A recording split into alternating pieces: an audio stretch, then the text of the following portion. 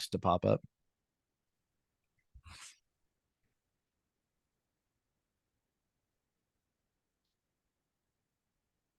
Okay, excellent.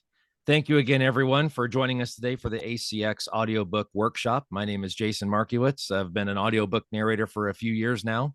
And before we get into the workshop itself, I'd like to allow Ray Nakamoto to say a few words.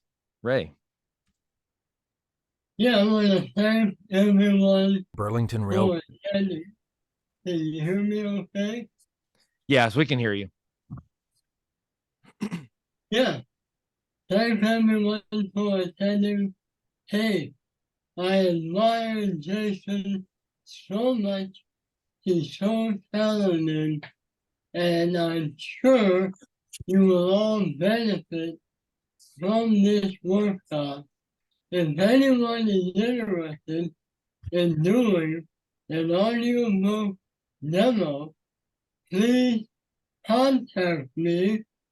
I will give you a discount and you will be on your way to joining ACX.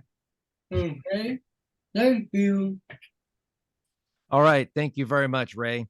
As Ray said, my name is Jason Markiewicz. Here's a little bio on myself. I'm an Air Force Reserve officer. I've been in the service 25 years now. But one thing that I like to make sure that people know is that this is a part-time job. It's a secondary job. It's something that I do in addition to the full-time work. So when people think about audiobook narration and the time frame that it requires to get a book completed, sometimes the hesitancy can just be, well, I don't know if I have the time. And so one of the things that I want to dispel early is even if you are doing a full-time job, this is something that can be done. You're just honest with the publisher or the author and who you're working for. Your own timelines as you understand more about how long it takes you to read through the book and get your notes, how long it takes you to record, and then how long it takes you to actually do the editing and the mastering piece of it. Once you figure out that timeline, you guys can set up a contract that works for you. And maybe you're able to get a book done every couple of weeks. Maybe it's every month. Maybe it's every other month. But you can certainly do it part-time.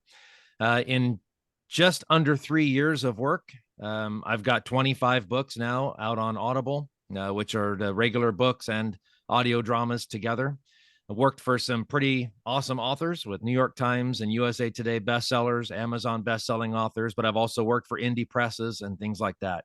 I also run my own audio drama company. So we have done some audio dramas of works of classic fiction, and we've been award nominated for a few of those things. So it's been a very good and educational experience over the last 3 years, learning more about the audiobook business, as well as trying to venture out on my own with some individual projects. As you can see, I like to throw up some hardware on there. We've got a variety of different companies, audiobook reviewing agencies, as well as some professional organizations that offer awards and award processes and award cycles throughout the year. The big one being the Audie, which is,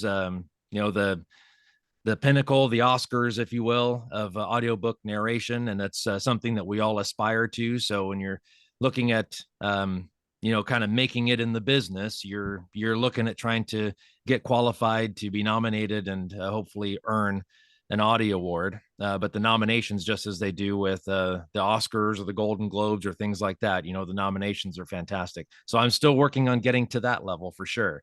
But in some of the, more smaller presses and smaller audiobook reviewing companies and award cycles, you already picked up a couple of those.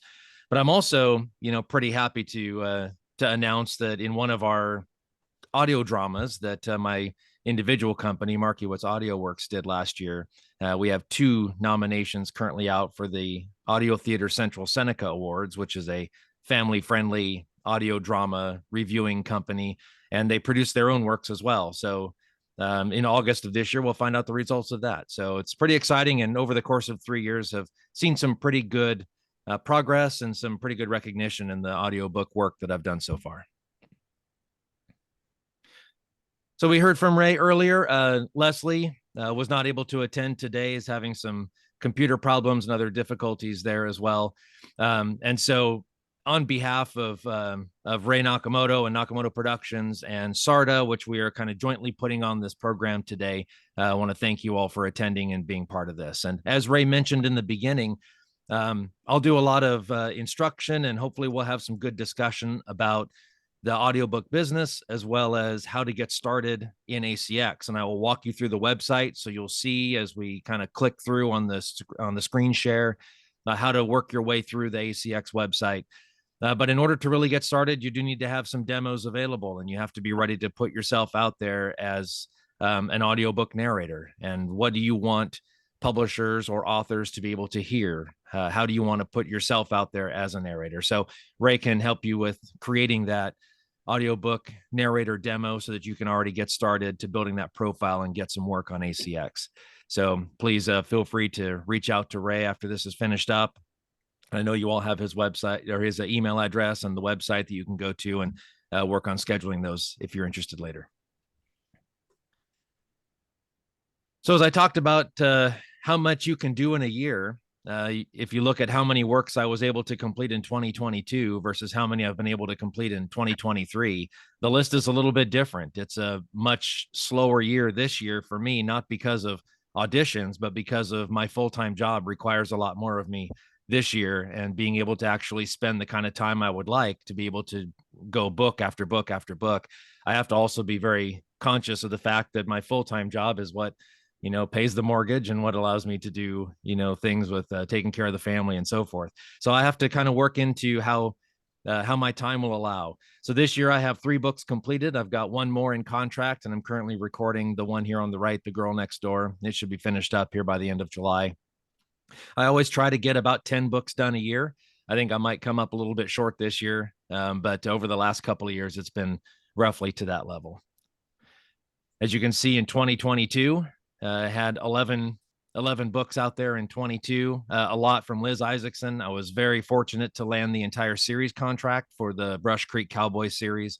It was a 6-book series that actually I auditioned for a book in a different series, but she said, well, with the voice tone that you have, I think you're more, you would be better off to do this other series, and it's going to be 6 books, and I'd like to have you do the whole thing. So I was very happy and honored to be able to do that.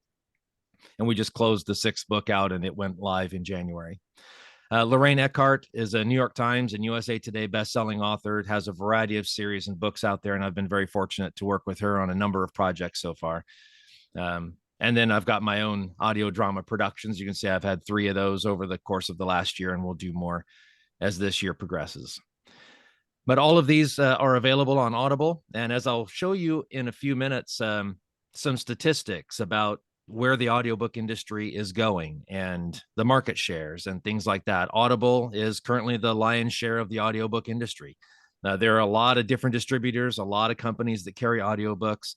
But Audible, being an Amazon company, they've got almost a 50% share or greater of the market all by itself. So it really is the big kid on the block, and being able to get your audiobooks distributed on Audible is a good thing. So I'd like to have each of you do this. When I ran an individual workshop a few months ago, I sent a few questions out to everyone to kind of get an idea about what you have already done in the audiobook or audio drama or voiceover world. What kind of skill sets do you already have that you might bring into becoming an audiobook narrator? What kind of genres you enjoy and things like that. So I didn't have the chance to do that with this group. So I'd like to have you go through these questions and kind of introduce yourself, not only to me, so I can take a few notes here, but also to everyone else who's in the class today. So we'll just start kind of working down the list as I wrote them in as you arrived. And so Evan, if you'd like to go first. Yeah, sure. So my name is Evan Mokler. I'd say interested in audiobook narration just because I just enjoy like reading fun pieces of literature, and I always thought that, or people always tell me that I've had like a decent enough like speaking voice, and I thought like, oh, I feel like narrating that could be cool, could be fun. Genres I enjoy most and would want to perform, probably stuff like either sci-fi or fantasy, stuff like that, especially maybe more like lighthearted stuff. That's kind of the stuff I like to read, I guess, when I do read. And then I guess out of this workshop, I guess I would just, the main thing I'd like to know is, I guess kind of how to get started essentially with all that, because I'm really fresh to this stuff. Like the only like I still haven't done any like voiceover work stuff. I'm still really new. I've done I talked with Ray one day a couple months ago, or a couple months or just 1 month. I forget. It's been a little while now, but Mhm. and got his rundown and what he thought of me and stuff like that. So that's all I've done so far. So I guess I'd just like to know, where do you start with stuff like this? No, that's great. Yeah, thank you very much, Evan. And you'll see the sci-fi and fantasy piece. That's one of the top selling markets right now. So Yeah. that's definitely a good place to get into. All right, So cool. excellent. Thank you very much. Fran.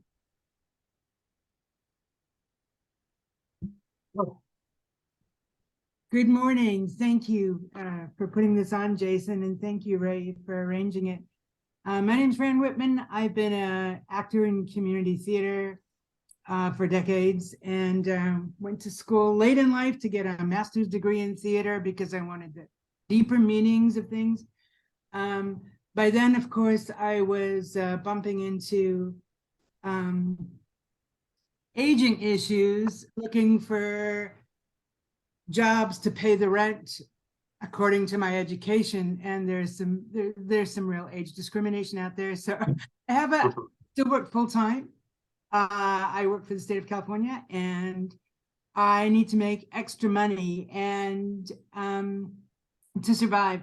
And I want to thank Ray. I've worked with Ray a couple of times now, just been to a couple of workshops, and also had an evaluation done, and got stalled in the middle of the pandemic, even though I had paid for the full shebang, right? Ray had paid for the demo tapes to be made, and Ray sent me some scripts to read, and I stalled. I'm 80% finished constructing my little studio here in a closet, and I got stuck on the the software program to edit my voice.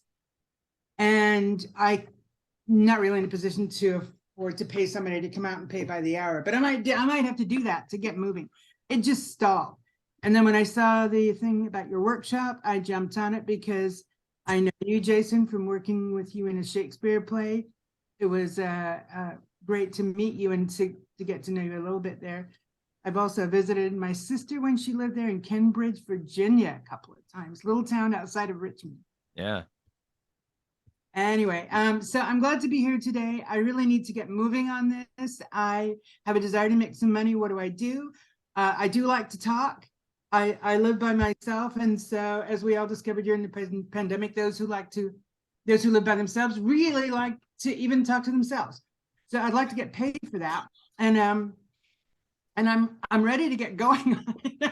I want to do this. And I'm also at the point where I've lost interest in community theater and the amount of time it takes to rehearse and drive to and memorize the things for that. So this is a really good transition for me for my age. I'm anxious to get started on it. I'd like to get unstalled. And thanks. I'll be quiet now and let somebody else talk. No, that's great, Fran, and I love how open you were on a lot of the reasons behind this, and you mentioned the pandemic, and it's something that I didn't put in my intro, but I was on stage at the time in a play called The Dinner Party, and we were shut down right as the theaters all closed there in Sacramento, and so Right. I started thinking to myself, well, I'm going to start reading a bunch of books that I have been meaning to. And even I was teaching at the university at the time as the ROTC commander at Sacramento State. And they were essentially pushing us all to virtual work as well, and working from home, something I had not ever really done. And so now we were at home, and I saved myself 2 hours of driving every day, and found that I had a little extra time to do a variety of things, but I was missing the artistic expression piece. I really enjoyed doing the theatrical work, and so that was challenging to not have to not be able to continue doing the play. And so I started thinking about this, and I think you're absolutely right. It's something you can set your own hours, but it gives you that creative expression. It gets you something to do, and you can get paid for it. So it's also good. Right. And I forgot to mention one of my skills is dialects, because I've always loved dialects, and I am an immigrant. And during the pandemic, when I've been talking to myself, I've been doing a Scottish accent. Sometimes I just wake up talking to myself with a brogue, and then an Irish accent too, of course, because I love that. That's where my grandparents are from, and doing Cockney accents all over the place. And my brother and I have been laughing about this. I've got to get back to the creative world. So No, for sure. Yeah. And you'll have an ample amount of opportunities to do varieties of dialects and accents and things, depending on what works you are interested in doing. But as Evan was talking about with the sci-fi and fantasy, those are things where you've got that flexibility because, you might put an accent out there, but it's not necessarily one that anybody could go, oh, that's not what that really sounds like. I mean, you're building these creatures and these characters and things in the fantasy world. And so you have a lot of flexibility to be able to do stuff. So it's great. thank you. All right. Well, thank you, Fran. Kathy. Hi, thank you guys for putting together this workshop. My name is Kathy L, and I am interested just in knowing Coach Ray through his workshops for a few years now. It is kind of interesting for me to learn more about another way that people can use their voices to tell stories. It's not always commercial. It could be a variety of different ways that people can get their voices out there. And I enjoy listening to audiobooks quite a lot. And I remember my kids, when they were young, would also listen to audiobooks quite a lot on car rides, and sometimes just listening to the audiobooks along with reading the actual story. So, I'm just kind of interested in learning more about how to get started. And I like that it is something that you can do on your own time. I am interested in learning about the equipment and realistic income potential. I guess it's as much time as you might want to put into it, but I do like that you can work from home and it's more flexible with the hours. Yeah, absolutely. And we'll talk a little bit about a few of these items that you guys are bringing up that are that I think I want to really make sure we focus on before we get to the walkthrough of ACX and really hit some of these highlight items that you guys are bringing up right now. So thank you for adding the piece about realistic income and how much you can make and things like that. I do want to address that before we move to getting on the platform. So thank you, Kathy. Appreciate it. Margie. Okay, hi, I'm Margie Loesch, and let's see, why am I interested in audiobook narration? Well, I'm an actor. I've been a narrator since I was in grammar school. I was like in plays and I would do things. I was in radio in college, worked in news. Years ago, I direct, I act, I do improv. It's just a normal, I read all the Harry Potters out loud to my kid, acted all the parts. Oh, there you go. Yeah, and I have a lot of energy, and I'm recently widowed, and it's a kick, and I want to stay home. I've looked for jobs, and they look at me and they think I'm 105. I can outwork them, but that's not my job to educate people at this point. My job is to take care of me. And I'm with a lady, I forget her name, sorry, about the community theater experiences. They're hard for people our age, and the way they just keep picking them, they pick them for themselves. I don't like to get in line behind people. I like to have chart my own destiny as much as I can. So that's what I think this is pretty appealing. So I love that phrase, chart your own destiny. I just wrote that down. That's perfect. Cool. Thank you. Yes.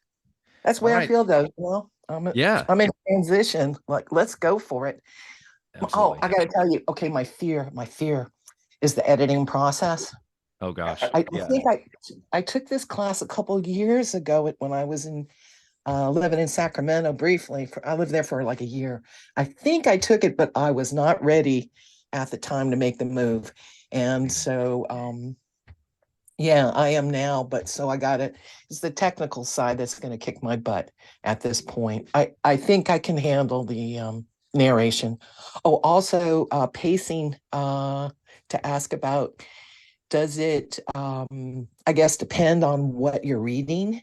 You know, your pacing, do you have like a word per minute, or is that more like towards technical if you're reading technical manuals as opposed to acting something out, or do you act something out? And how do you Yeah. handle characters of the opposite sex? No, that's great. I'm writing a bunch of these down here, and after we Cool. get to intros, I will Yeah, address some of these the key points here, and then we can certainly try to tackle some of that. cool. Yeah, I want to move on and let other people have it, but I kind of, if we could hit this, I'd be like saying, man, this is a Oh, good thing. perfect. All right, we'll certainly do that. Thank you so much. All right, David. My name's Dave Santos. I've been interested in voiceover mostly because people all my life have told me, you've got a great radio voice, you should be on the radio, which was, never really hit me until I was in my mid to late 20s. I met a couple people who were TV actors and then later moved into doing audio or voiceover stuff, and they had made the same comment, that I had a good voice for doing voiceover. So I started looking into it, liked what I saw, and I thought I could do it. So 3.5 years ago, 4 years ago, I met with Ray. He did a evaluation of me, and he gave me good encouragement. Then about 3.5 years ago, I was, my wife was generous enough to let me use one of our walk-in closets as a sound booth. So we padded it all up and got it all soundproof, and we had like zero noise in that room, which was amazing. I was surprised that I was able to do that on my own. But just some fabric from Joann's and some memory foam bed toppers, and wiped out all the noise. But 3.5 years ago, I was diagnosed with leukemia and have been fighting that since then. So that really took me out of practicing and getting in the booth. But I'm better now. I believe I'm in remission. My doctor's afraid to tell me that because the type of leukemia I have can mutate. So, and it's done it once already. But this is my longest remission, and I'm feeling fantastic. So I wanted to, take a stab at this again while I can. And my genres that I'm interested in is sci-fi, murder mystery. I think that's about it. And then stuff kind of lighthearted humor. And then what do I hope to get out of this workshop? Kind of what everybody else has been saying is just direction. How much money can be made, or how are we paid, or how is someone paid at doing this? How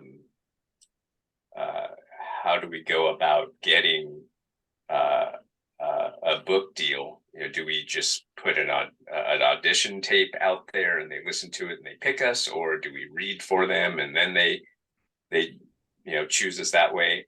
And then also my biggest issue that I had before I hung it up was editing. I was so frustrated. I was ready to light everything on fire. So that's something I really need help with. And then also equipment, good, reliable, but budget entry level equipment that's going to help us get a deal. No, that's great. I wish on the editing I had an easy button I could just mail you guys. Let me tell you, because if I did and I could make that, I would use it every day. It right. just that would make $1 million too. Oh, no doubt.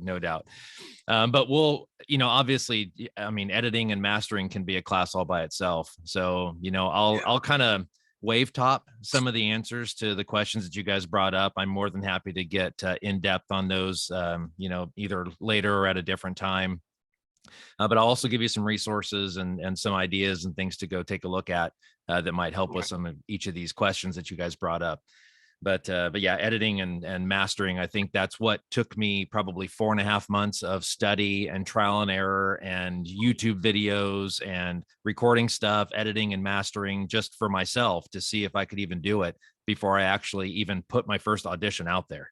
So after I'd taken the class on this is what I think I want to do, I was still like, yeah, but there's so much left to learn. And I have so many things I still have to figure out before I ever tell anybody this is something I want to do.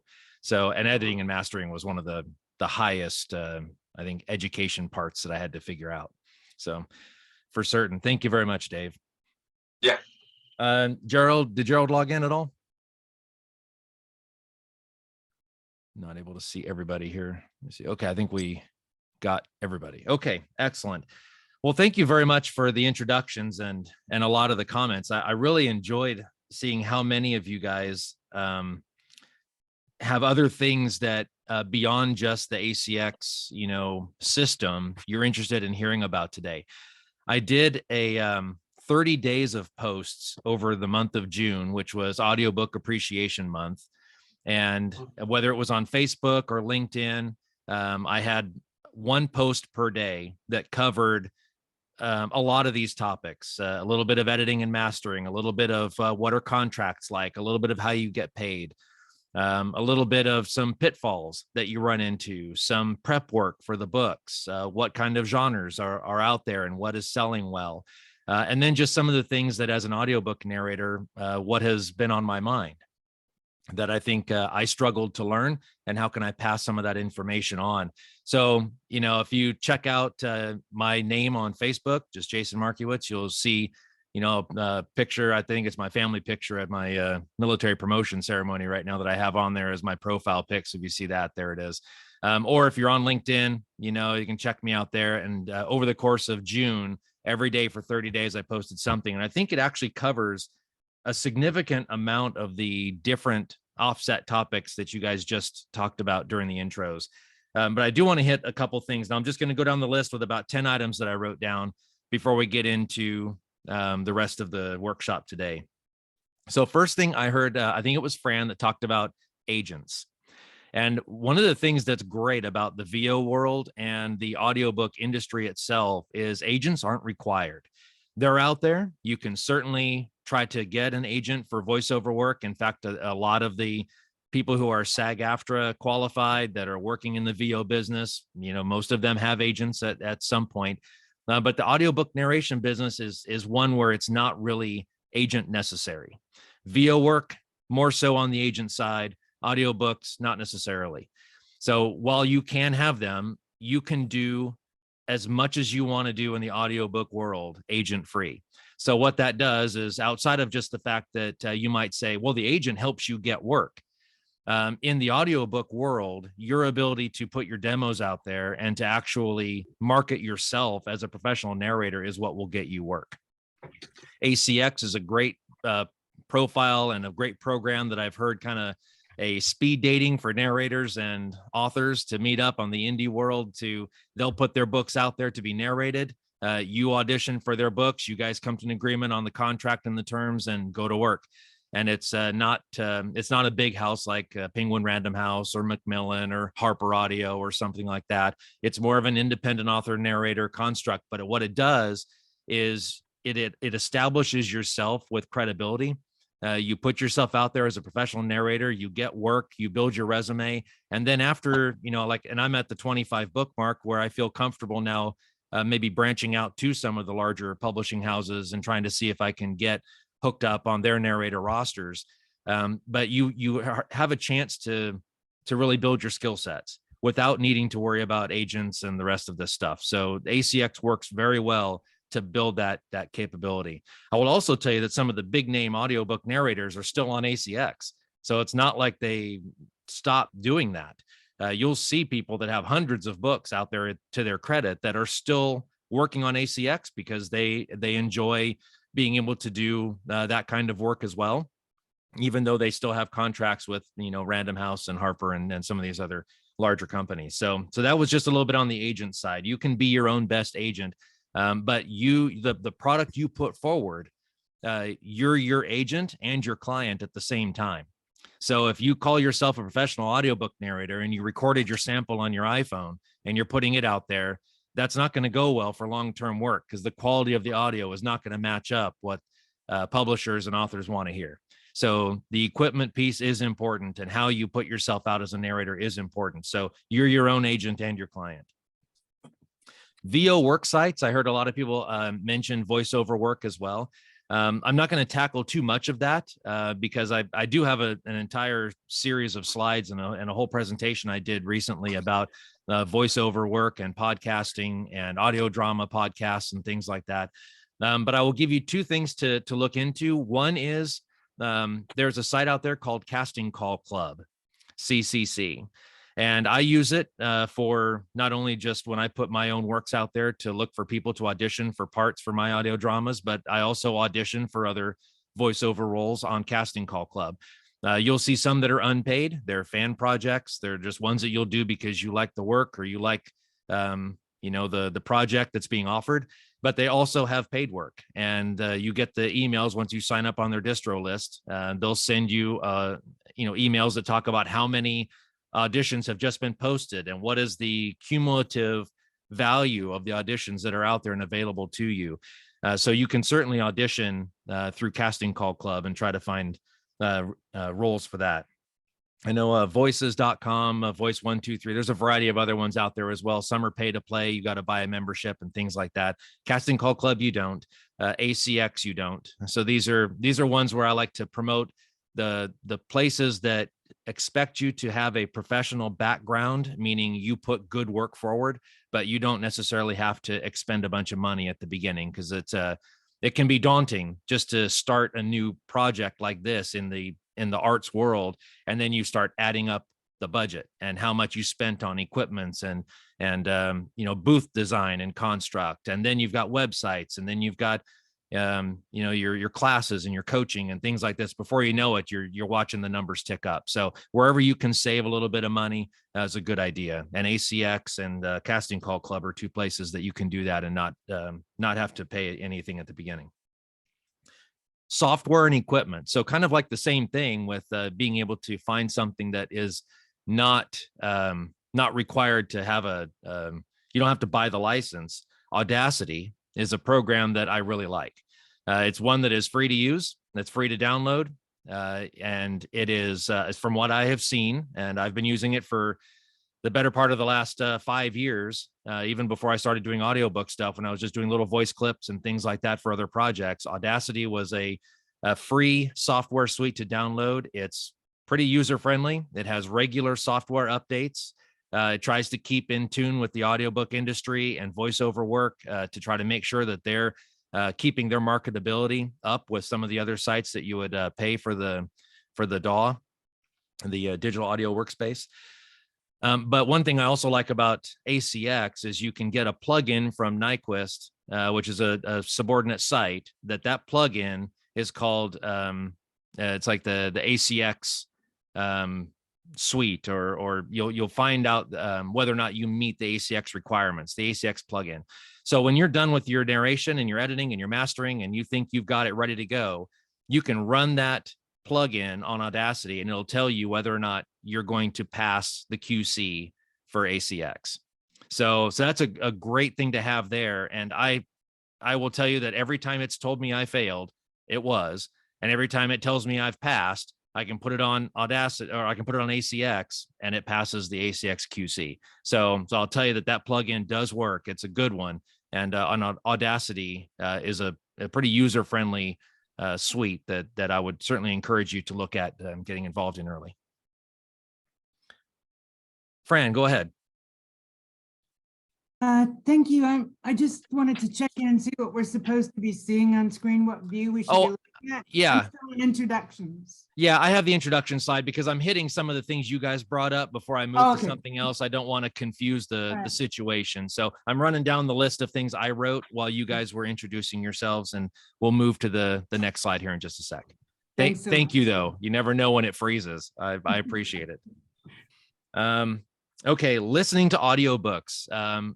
When I do the audiobook one-on-one, coaching, or if you saw the YouTube video that I have out there right now called What You Need Before You Read, which was something that I encourage people to go, and it's timestamped. So we have a lot of discussion and things back and forth, but I did timestamp in the description of that video on YouTube where the key points are, so that you can just go straight to that. You don't have to listen to all the rest of it. You can kind of, okay, well, all I want to hear about is equipment, or I just want to hear about the ACX primer. You can just jump right to that, by the timestamp.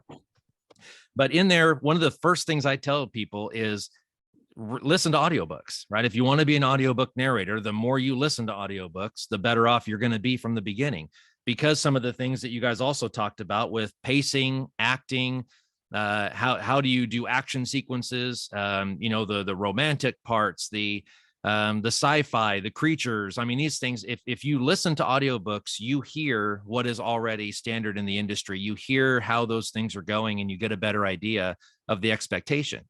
So just as you would if you're trying to become a theater actor, getting involved is one thing, but I hope you've gone to see theatrical productions, get an idea as to what people are doing, learn how they move on stage, learn how they emote, learn how the gestures work. I mean, all these little things that you pick up by watching something, by listening to audiobooks, you're going to do the same thing. The unfortunate part is you're going to start critiquing audiobooks when you listen to it, because now you're going to start listening for 1,000 things. Okay, so I heard them pace like that. Great, let me write that down. And before you know it, you kind of missed your story because you're really dissecting what's going on. But regardless of that, you'll still find ways to enjoy it. But I certainly do encourage you, listen to audiobooks from a variety of genres, a variety of different narrators, a variety of different styles and companies in production, and you'll find a great breadth to give you some really good starting points on where to go. Income potential. So this is the difficult on income potential is there are different ways in which you get paid. So if you're thinking about how do I make sure that I make X amount per year, that's not an easy equation, because there's a difference between getting paid by the finished hour or being paid on royalties. And as you narrate audiobooks, your per finished hour requirements may be at the bottom end of the professional scale. I already will encourage you guys to not take the bare minimum that you see on ACX, which is $50 per finished hour. There are books out there that will say they're offering $50 per finished hour, maybe even up to 100, or it's a band 50 to 100.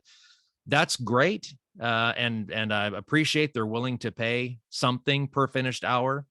But what I will tell you is that a lot of those books, the quality of the book kind of meets the lower expectation of narrator pay.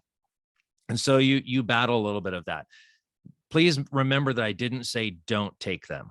All right. If you want to get them out there and they're 1 hour long and you're like, okay, well, I can do this, take a couple of hours and, I can clear $100 or something like that. Okay. But also know that every book that's out there with your name on it is part of your resume.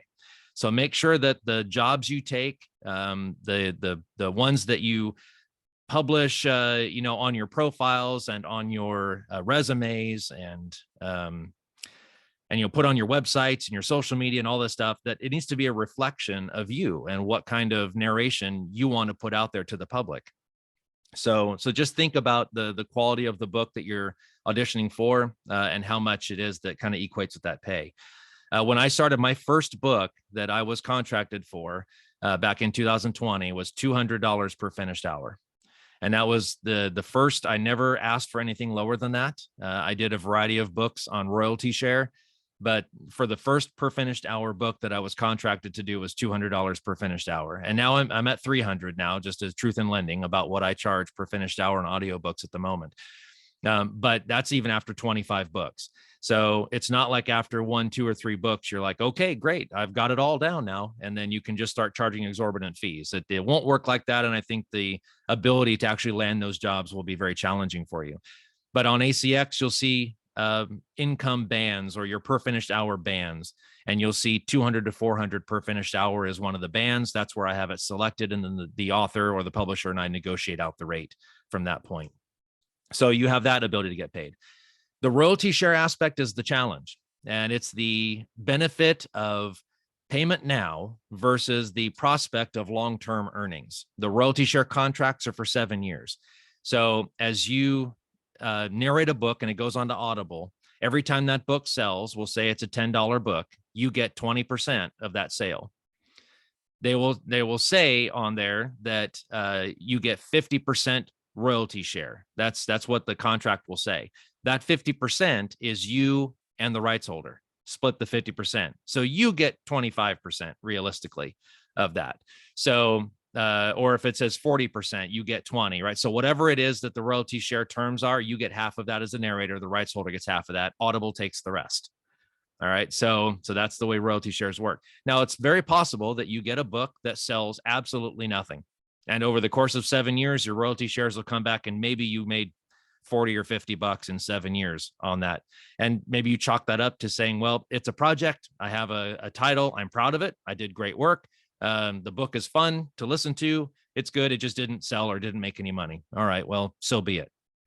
But there are also books that will start slow, but really pick up over the course of a few years. And then by the time you hit that 7-year mark, maybe your royalties earn you more in the 7-year period than you would have collected had you just done per finished hour and had the rights holder buy your work outright.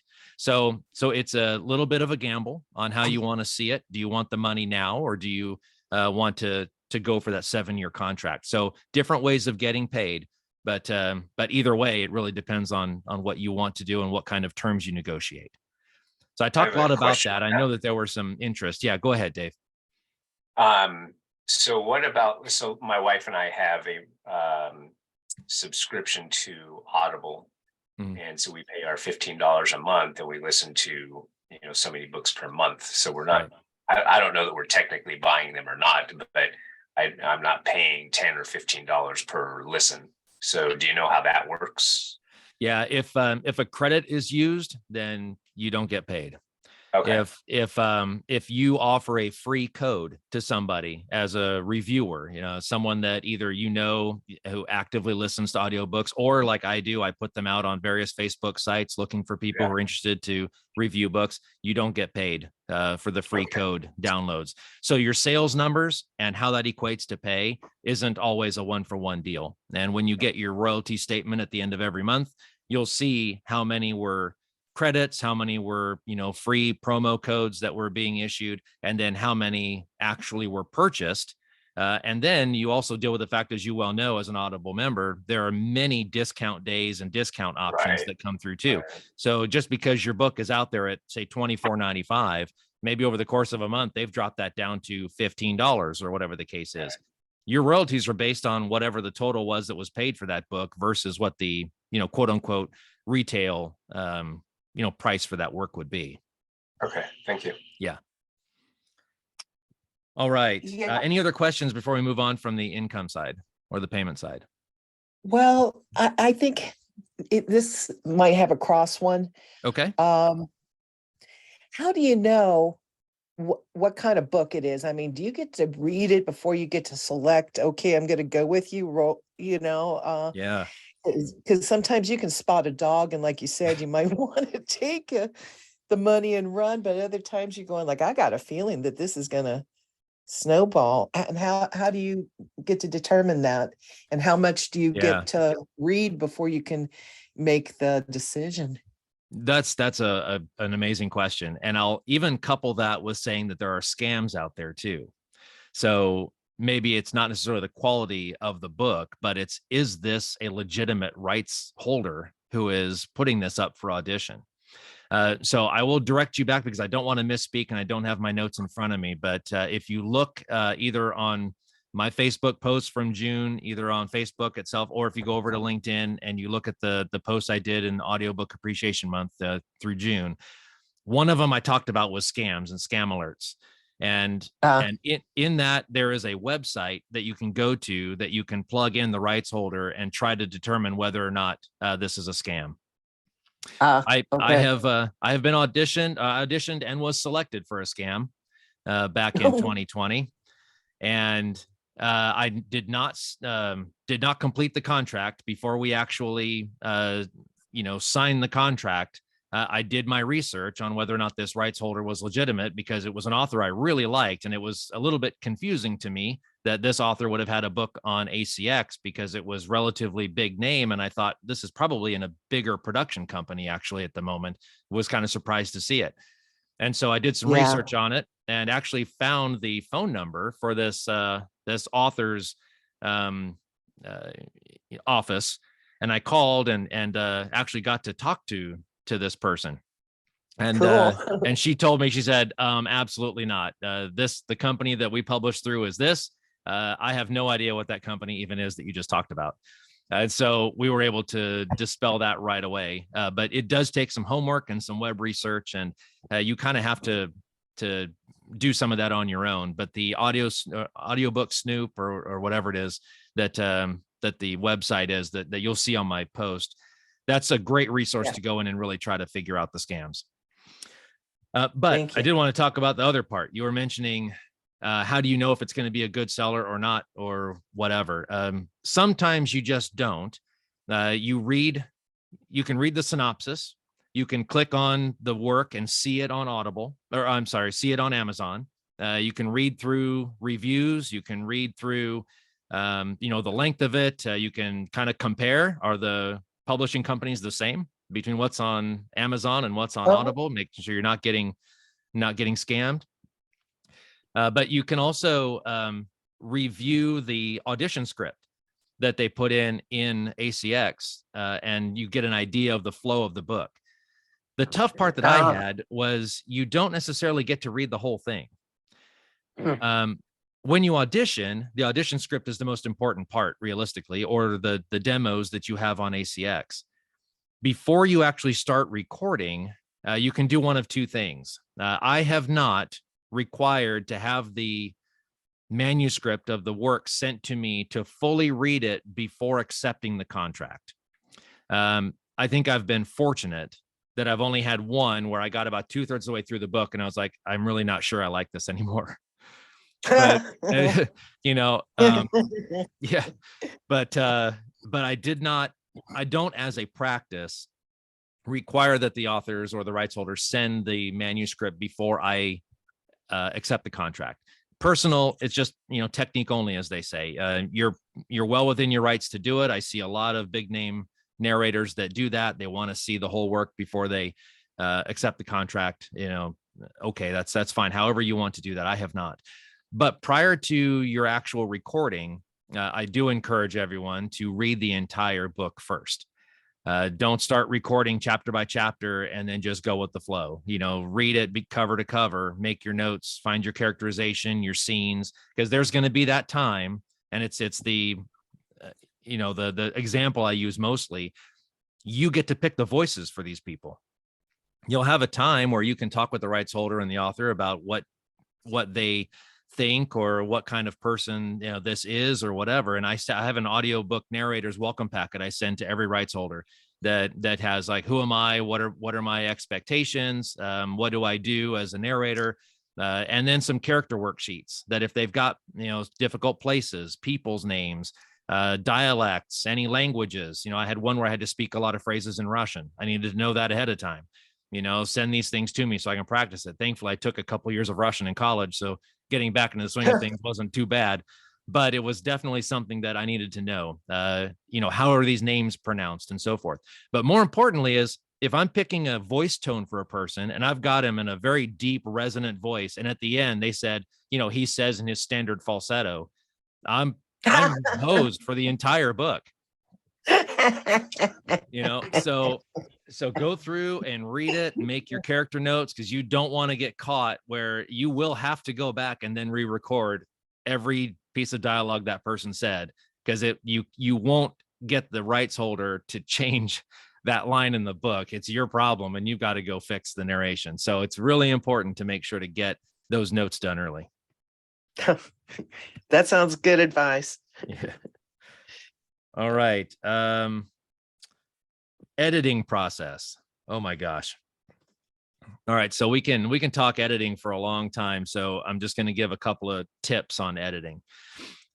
I would encourage you to start with your equipment and start with your DAW, your audio workspace like Audacity, and get that situated first. Decent microphone, decently quiet space. Doesn't have to be perfectly soundproof, but you do need to understand about sound quality. And then the suite that you can record onto. Get those three things first, and then record probably 5 to 10 minutes of a book. And then go on to YouTube and learn a little bit about editing and mastering. But you'll find out that even if you're familiar with the book, you're going to make mistakes.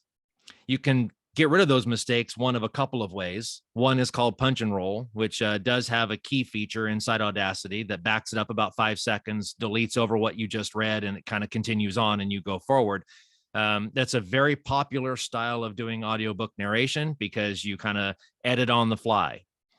I don't do that as a practice. Never have done punch and roll in all of the books I've done. I understand that it takes me more time in order to edit out after the fact, but I would rather continue with my train of thought, either use a clicker or I just use the 2 words pick up, because I'll say it louder. It'll give me kind of an audio splice as I'm looking at the waveforms when I'm doing my editing out. And I know, okay, that was a mistake section there. I'll listen to it, because you never know when what you thought you messed up actually wasn't.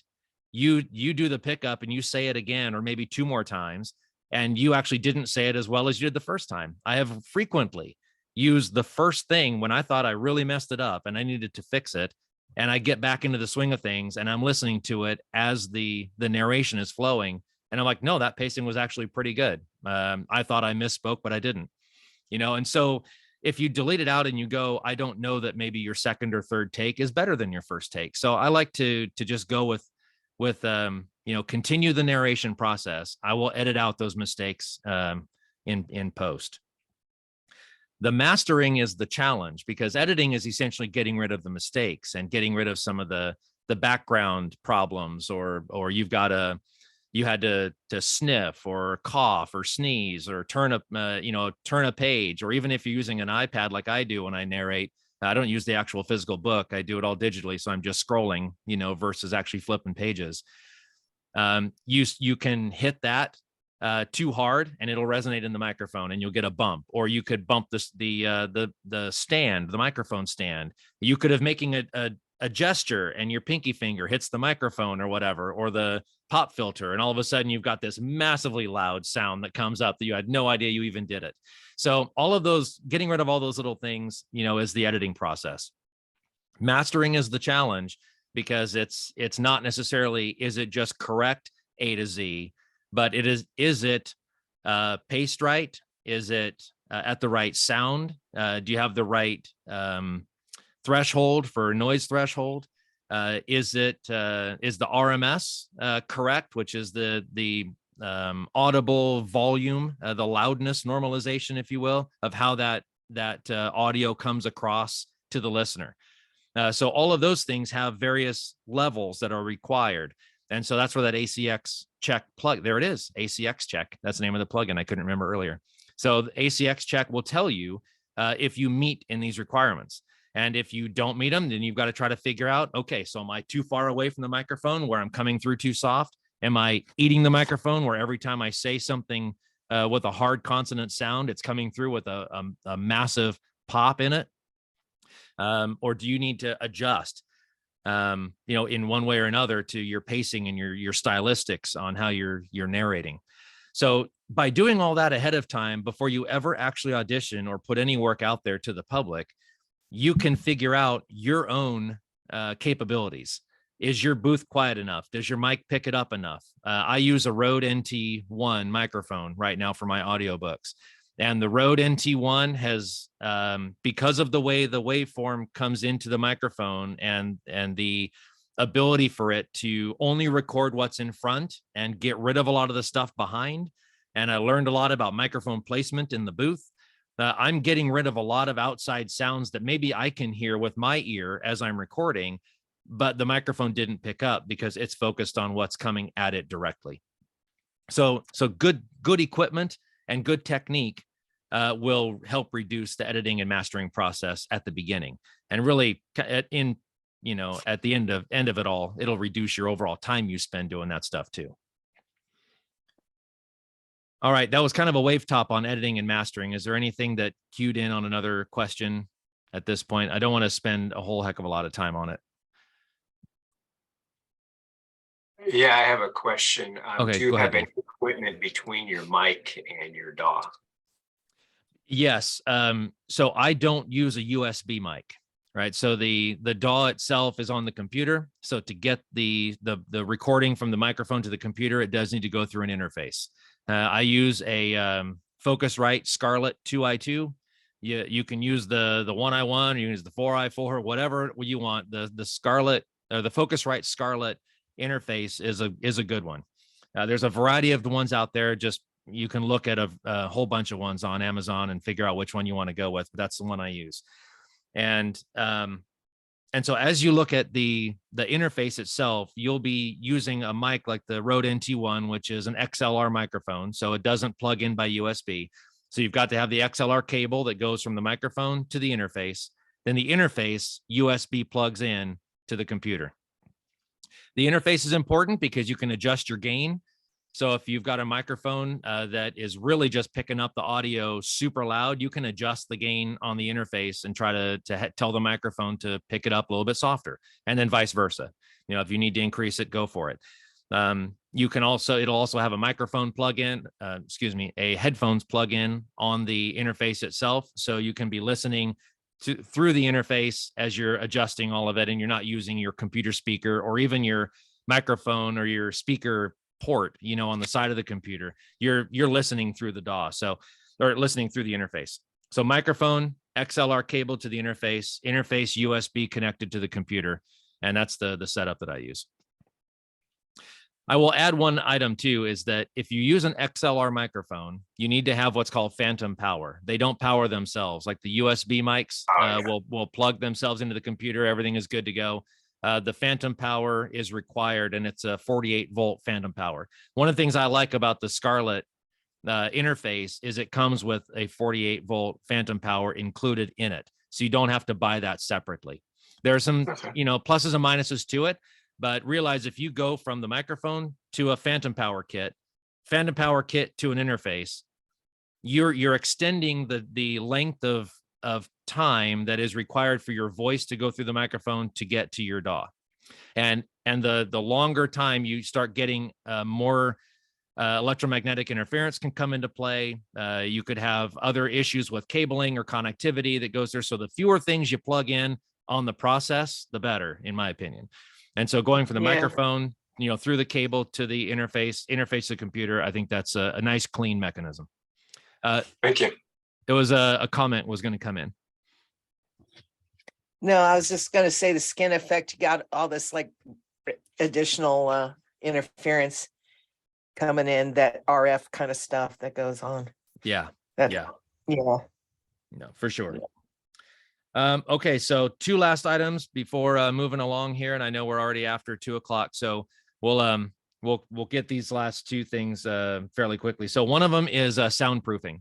And I think, Dave, you were talking about your master closet and doing the soundproofing business in there. So if you see behind me, right, that's my blanket fort. All right, right there. Nice. So it's not in a closet. It's in the middle of it's in a corner of the bedroom apartment that I'm in here in Virginia, and it's my travel booth. I have a hard-walled professional booth in California where my actual house is. But as I'm out here in Virginia for a year, I took my travel setup with me. But the beautiful thing about the soundproofing terminology is I think we all know what it means, but it doesn't mean absence of sound. And so when you're in these audiogram booths and you're getting your hearing checked, and you sit in that booth and all you hear is the whistling in your ears that you didn't even know was there because it is so deadly quiet inside those booths, that's not where you want to be.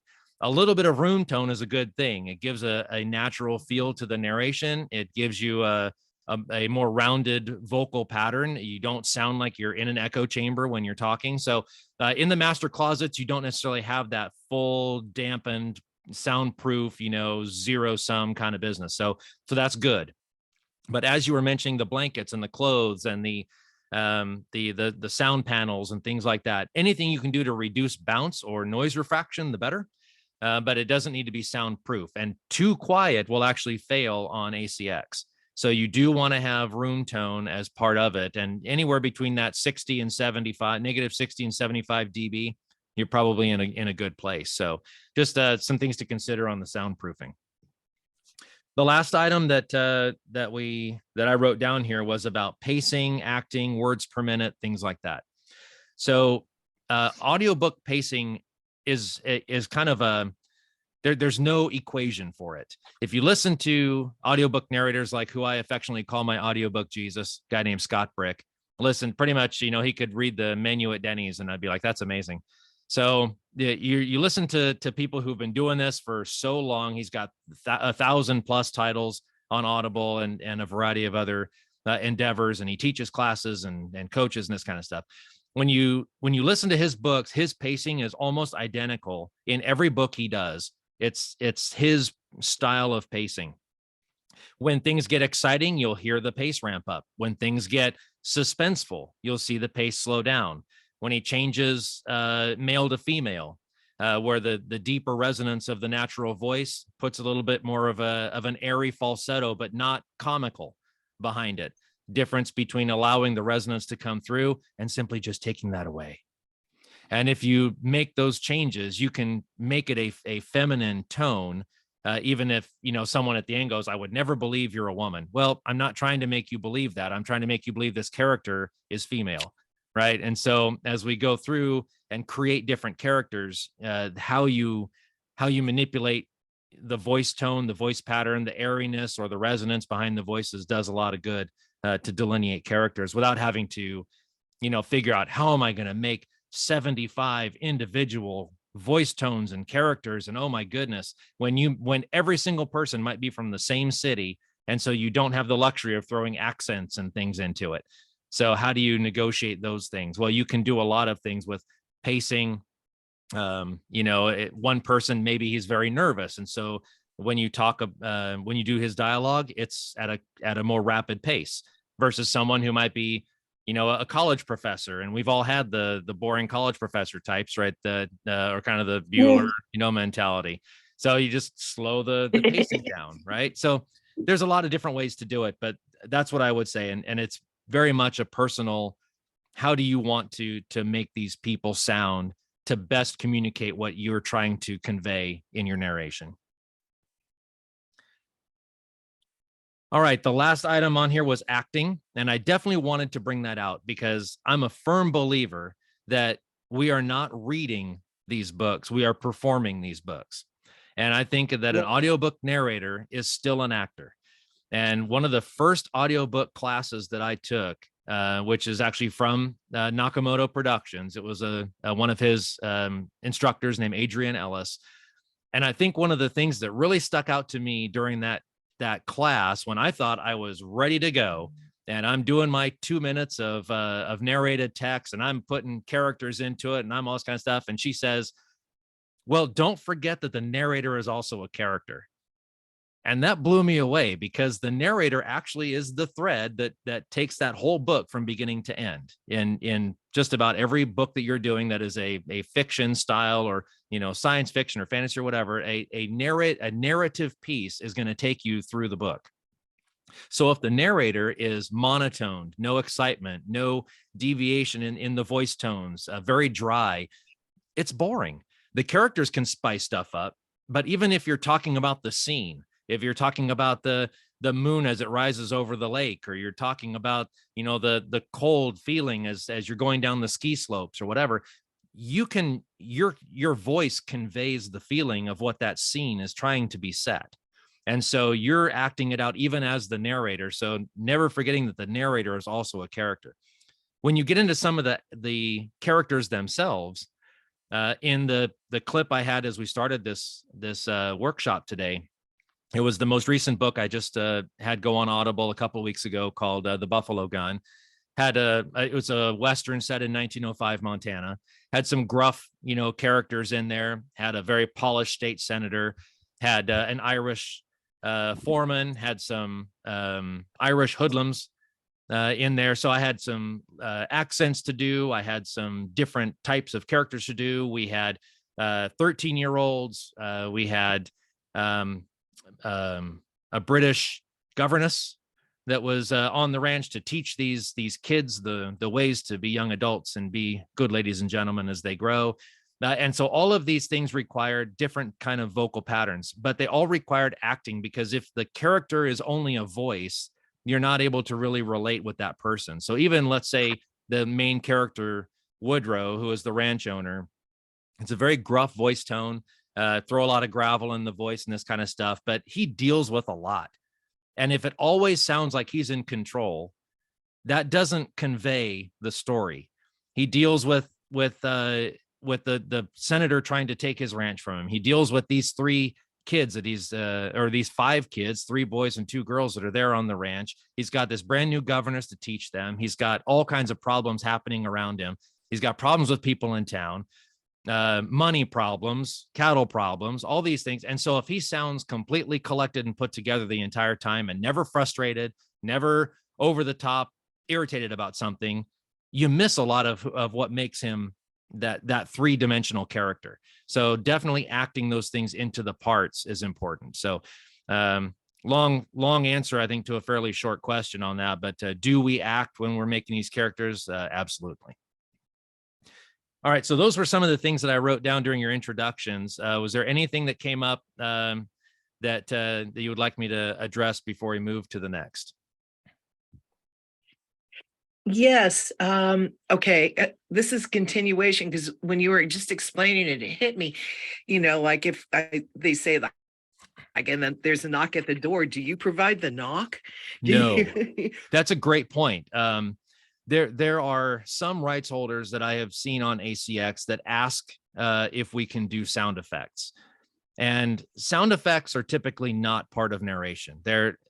You'll see books by a narrator named Nigel Peaver. He does a fabulous job, extremely good narrator, does music and sound effects in his books. I don't know if he does them or if they are just present in the books, but there are musical parts to it and so forth. I'm a firm believer that as an audiobook narrator, your job is to narrate the book. If you're building an audio drama or an audio drama podcast, like I do with my Edgar Allan Poe works or the Christmas works that I have out there, I'm going to contract out for a musical score. I'll build sound effects and put all that in, but it's because it's dramatized. There's no he says, no scene setting. It's all in dialogue. It's like a theatrical play. So I think that's a good place for sound effects and music, but in audiobook narration, really not the time for that. Thank you. Yeah. All right. Excellent. Thank you so much. If anything else comes up as we go through, please just stop me and let's do that. All right. Get the computer woke up again. Okay, good. So a few things to think about. The audiobook industry keeps going up. And yes, this is 2021. The 2022 figures will be out probably later this year, but you can see the trend is the trend. And even if you take a look at how much it bloomed over COVID, you can still see the trend keeps going up. 20 to 2021, you see that larger increase versus 19 to 20, 18 to 19. I think, the fact everybody was at home and audiobooks and podcasting became much more prevalent during the early times of COVID. You started to see these bumps, but, $1 billion industry for sure. So audiobook publishers' revenue has been going pretty well.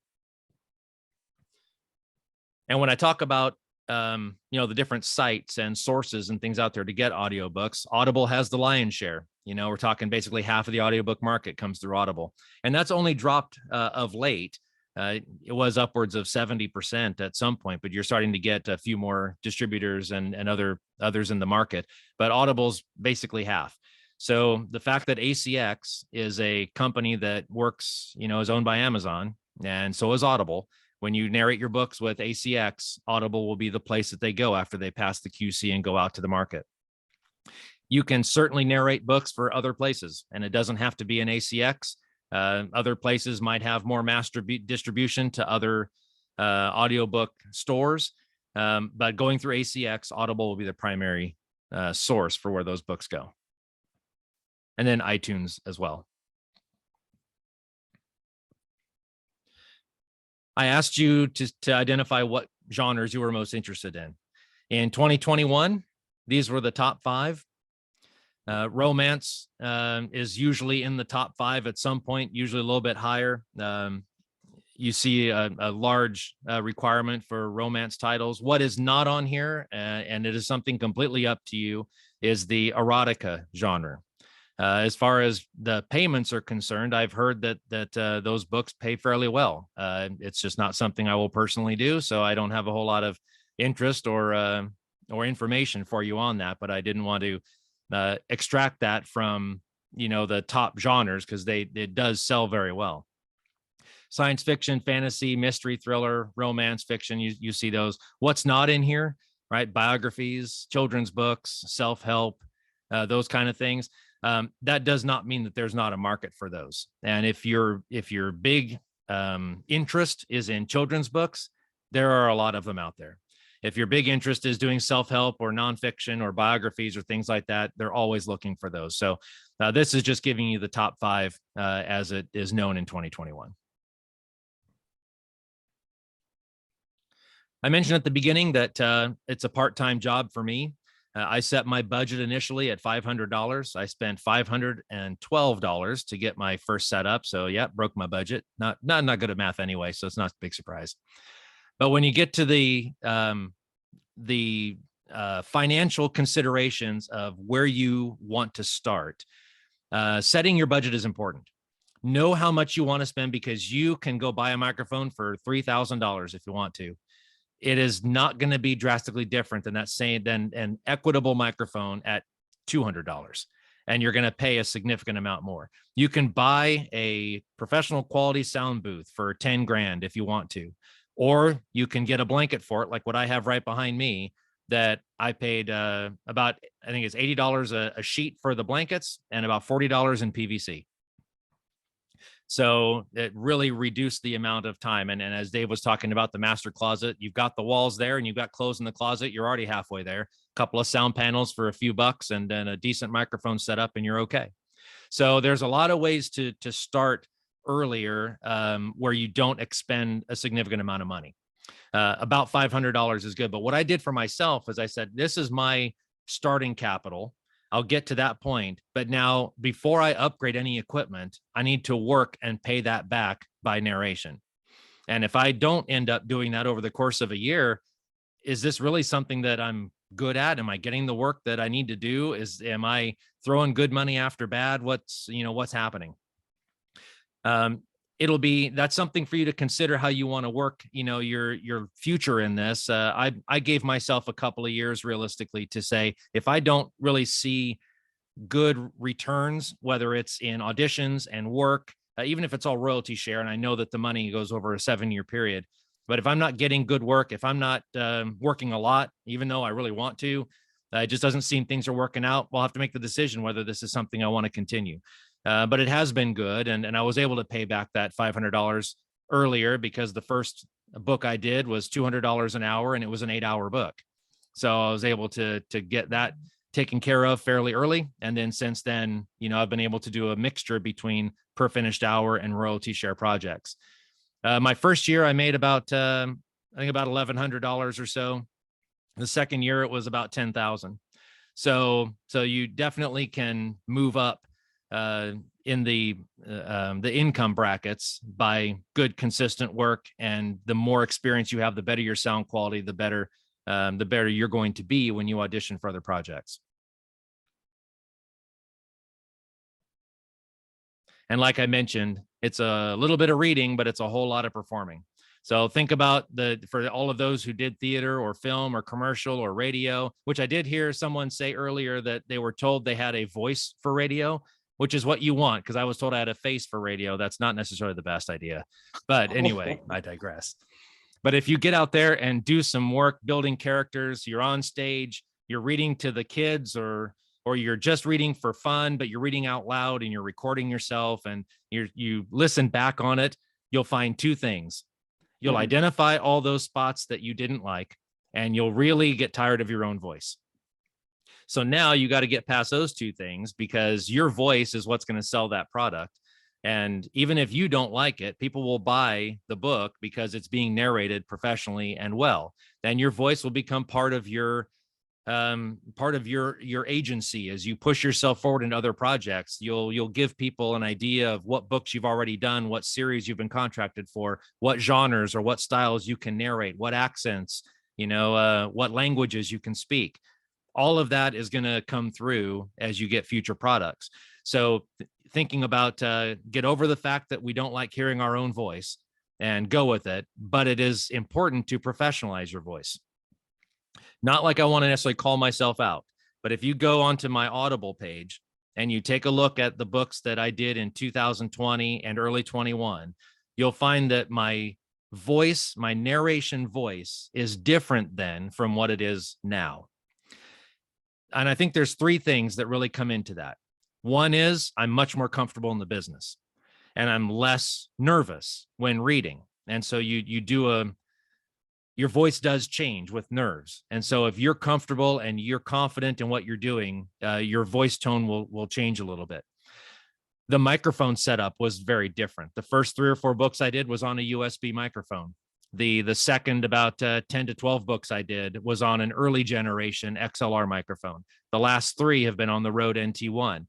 And so you'll even just be able to hear the way the microphone picks up the resonance in a voice is different.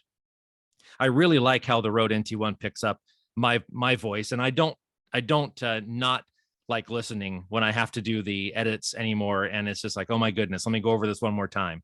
I'm able to tell that I've got a much more professional timbre when it comes to the vocal patterns when it comes onto the book. So just thinking those things through, but the more you perform, the better off you're going to be in audiobook narration too.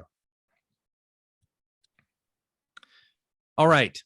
The break in here was just to say that I'm going to take these slides out and I'm going to pull up ACX. I'll do a quick 3 or 4 slide walkthrough here, but I wanted to put them in the slide deck also because this will be available to review later on. So even if people don't go to the ACX website, you can see the slide deck as it's presented. But does anybody need to go take 5 minutes real quick before we move along? Okay, Fran, go ahead. Yeah, we'll restart right at the bottom of the hour, so at 11:30. And don't worry, I'm not going to just cut us off at 3. We'll get through what we need to get through, and if it goes a little bit past 3, that's okay. I'm not worried about it. And if anybody does have to leave, then of course that's okay. We're going to have this recorded. You can come back and pick up where you left off. I assume you're talking 3 Eastern time. I'm sorry. Yes, thank you. Yeah. I appreciate that, Dave, because so many times when I was stationed out there in California, all of my supervisors would be on the East Coast and they would keep saying those things. I would ask the exact same question. So, okay. Just wanted to clarify. Thanks. Yeah, no, noon Pacific. Yeah. Yeah, I was going, what a deal. Yeah. I got you guys for the next 3.5 hours. Right. No, this is really cool. I'm really glad to have this opportunity, because you're working professional and you're working it, as a side gig. And that's pretty much what I want to do and see how it goes. So do you know anybody that does, is it the same price for all kinds of genres? Like if you go on and, want to do children's narration, is it going to be like they're only going to offer $150 an hour? And do you take that or? Well, so it's a twofold answer again. One is we still just, and when I say we, we'll just say, professional audiobook narrators. Okay. We'll discourage people from taking less than $200 an hour, because what it does then is it moves the needle backward. Oh, I agree with you. Yeah, I was union when I was working full time. Yeah, so the union min is $250. Oh, I didn't know this. Okay. Yeah, so the SAG after union minimum is 250 for straight per finished hour. If it's a royalty share plus per finished hour, they do allow, lower per finished hour rates because you will also have royalties as part of the project. Right. But $250 is the union min, and that's because of a variety of different union related reasons. For those of us who are Right. non-union, like myself, then it's just because you're not in the union doesn't mean that you can now charge, bare bones minimum, because what it does Oh, is it no. really hurts the overall industry when it comes to asking for a professional product. Oh, no, I agree with Yeah. you. I think that I just want to know who's taking advantage. I want to be able to spot the skunk. And I Yeah, didn't know whether yeah. it was genre related, or is this just the overall, no matter what you place in front of us, $200? Yeah, it's not necessarily genre related. Sometimes, and I've gone away from that in a few cases where I know that the author I'm working for will market the heck out of the book. And instead of doing per finished hour, to change the contract because they were going to spend a lot on marketing and things, and I'm like, okay, I'll do the royalty side, for this, but I know that you're going to do well in trying to pitch this audiobook as well as your printed copy. Right. And then I've It's a also better taken a fit. lower per finished hour rate because there was the promise of future work where we could renegotiate terms later on a larger Right. deal, right? So it's a Agreed. business. Right, right. Yeah. Seriously. Exactly. You can structure it, but yeah. Yeah. Is But what I initial, won't but do it- is I won't go less than 100 for sure.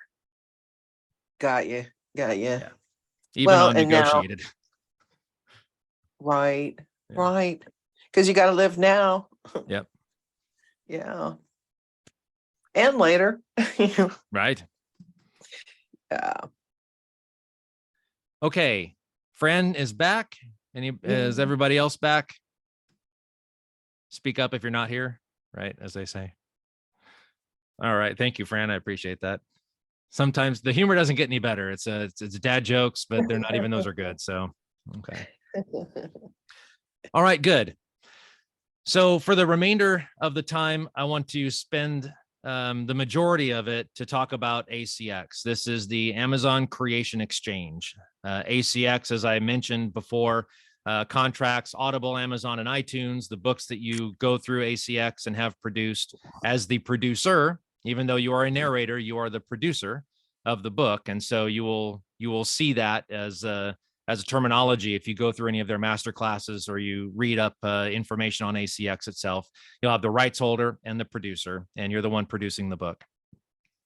But ACX itself is, as I have joked before, about speed dating between independent authors and production companies and narrators, and trying to find those projects that you guys can agree upon and fit. We talked about scams and how to watch for that, but it is really up to you as the narrator / producer to do your due diligence on books that you want to audition for, and then before you actually take the contract, to make sure that everything is legitimate in that process.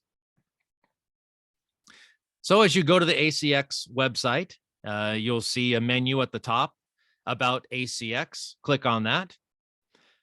What is ACX? Once you click that link, it brings you here.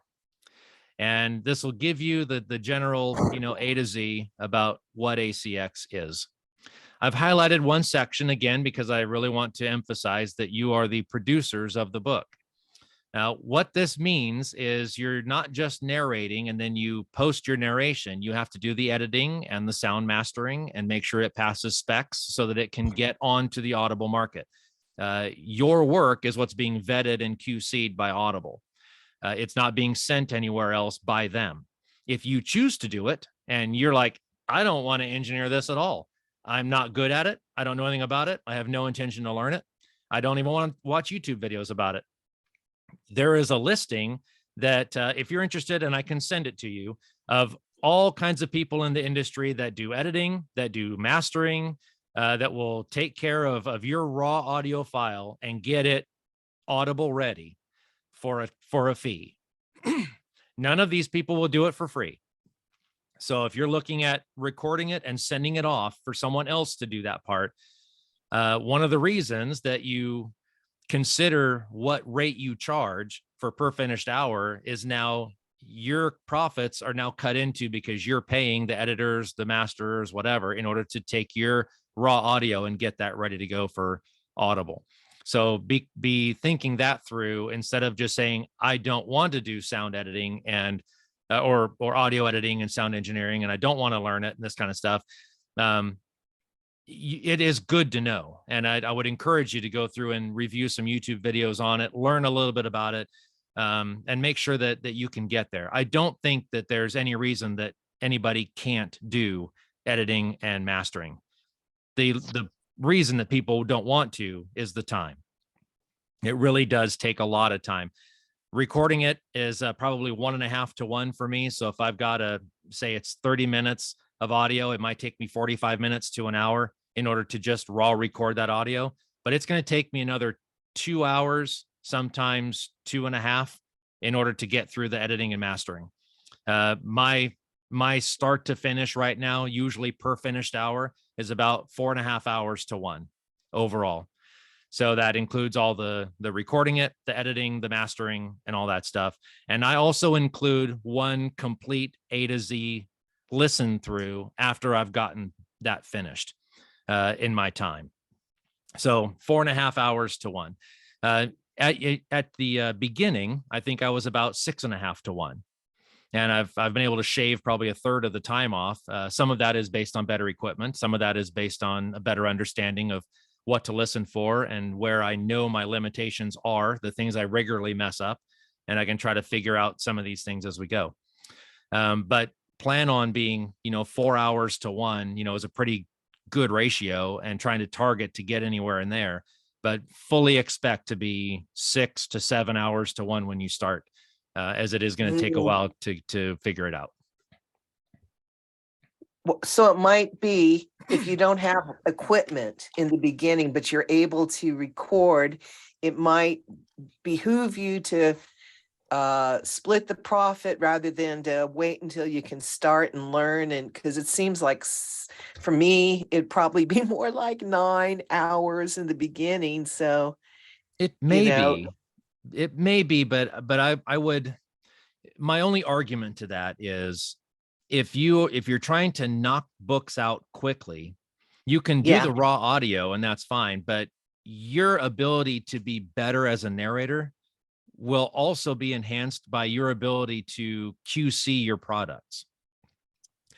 And so if you learn about what to edit out, you're like, man, every time I say the word snow, I get a nasal pop that registers like crazy on this thing. So now you've got to figure out, okay, so every time I have that SN combination, or I say a word that starts with an M or an N, where just standard human speech gives you a little bit of that nasal pop, as we say those words in English, that's going to be a challenge. So you learn a lot about your narration by doing it. Yeah. I could see it. See it. Okay. So I always encourage people to learn about the editing and the mastering. Yeah, for sure. Okay. I'm just trying to, kind of like get it going and then eventually shift into. I understand, but I will also tell you that I knew nothing about audio editing and mastering, and I learned enough in about 3 months to feel confident to be able to do it on my own. I think I've learned a lot since then, but by no means would I say that the product that I have on Audible that was out there as, books 1, 2, 3, 4, that they weren't good. I mean, they're edited and mastered well. And I had to learn all that. And it only took about 3 months, but it is a process, and you got to kind of hold yourself to a deadline to get it learned. Yeah. Yeah, for sure. All right, so producer equals narrator. And so if you take a look then on the side where it says how it works, you'll see a link for narrators, and you click on that, and it takes you to the 1 to N list of what you need to do to start your audiobook career. So as I've gone through a lot of discussion back and forth, a lot of things that I've talked to you about, you'll see present in this list as you follow through what it takes to begin your audiobook narration career. How do you want to get paid? What are the contract terms? What's it like? What does your demo need to be like? And so forth. As you scroll down, you'll find a step-by-step chart that will walk you through the process to get your profile built on ACX. The course I talked to you about maybe about a half hour ago that I have on YouTube as what you need before you read, that was designed to say, do all of these things before step 1 on ACX. By the time you get here, you can honestly go from step 1 all the way to audition and get an offer, and you can sit there and go, oh, wow, now I have to figure out how long it takes me to do this thing. Or you can have all of that information beforehand. And so I always encourage you to be ready, because the minute your profile goes live, you are a professional narrator. All right. The minute you get your first contract and your first book shows up on Audible, now the world knows you're a professional narrator. So getting yourself to a situation where when you build your profile, you're confident and capable is important. Once that profile goes live, authors and rights holders can search you out. Even if you haven't auditioned, they listen to some samples that you've uploaded. That's the voice tone I want. This person would really be what I'm looking for in order to do this project. And they could reach out to you, even if you have not auditioned for anything. So the minute your profile goes live, you're ready to go. So make sure you're ready before you build that profile. As you go through this list, you'll see uploading samples, how do you want to get paid, all this kind of stuff. Each of them have hyperlinks. You go in and it'll walk you through further steps on how to go through each of these steps in ACX. Step 9, getting paid, and step 10, come back for more, right? Once you see that first royalty check, or you get the first payment from the rights holder sent to your account, you're like, okay, so I made it to the point where I know I can do this. So let's go on to project number 2. I will take just a brief moment to clarify a little bit of that last statement about go on to project 2. It sounds like they're sequential. Audition, get selected, record, edit, master, proof, and then go back and audition again. There's nothing that says you can't keep auditioning while you're working on another project. I regularly have a book in the works, one in contract, and I'm sending out auditions for others. When the rights holder selects you off an audition, you guys negotiate, when do they want the book due? What is your capability to get it done?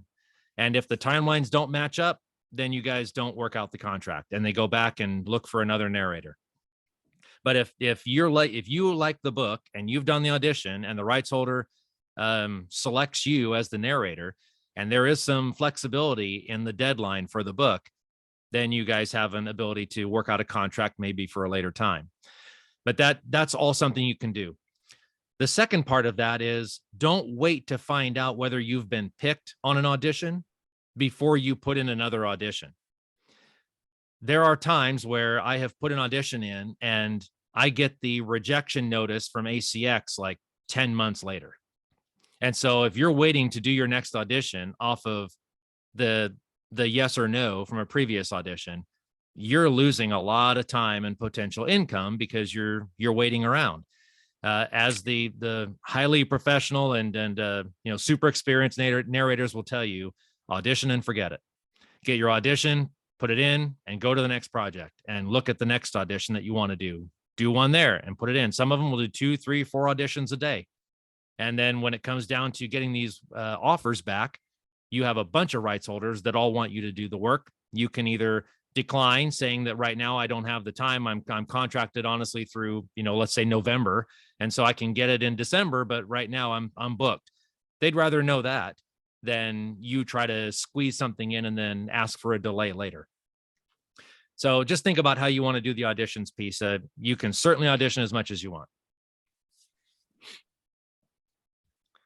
Once the profile is built, then this is what it'll look like when you're on ACX.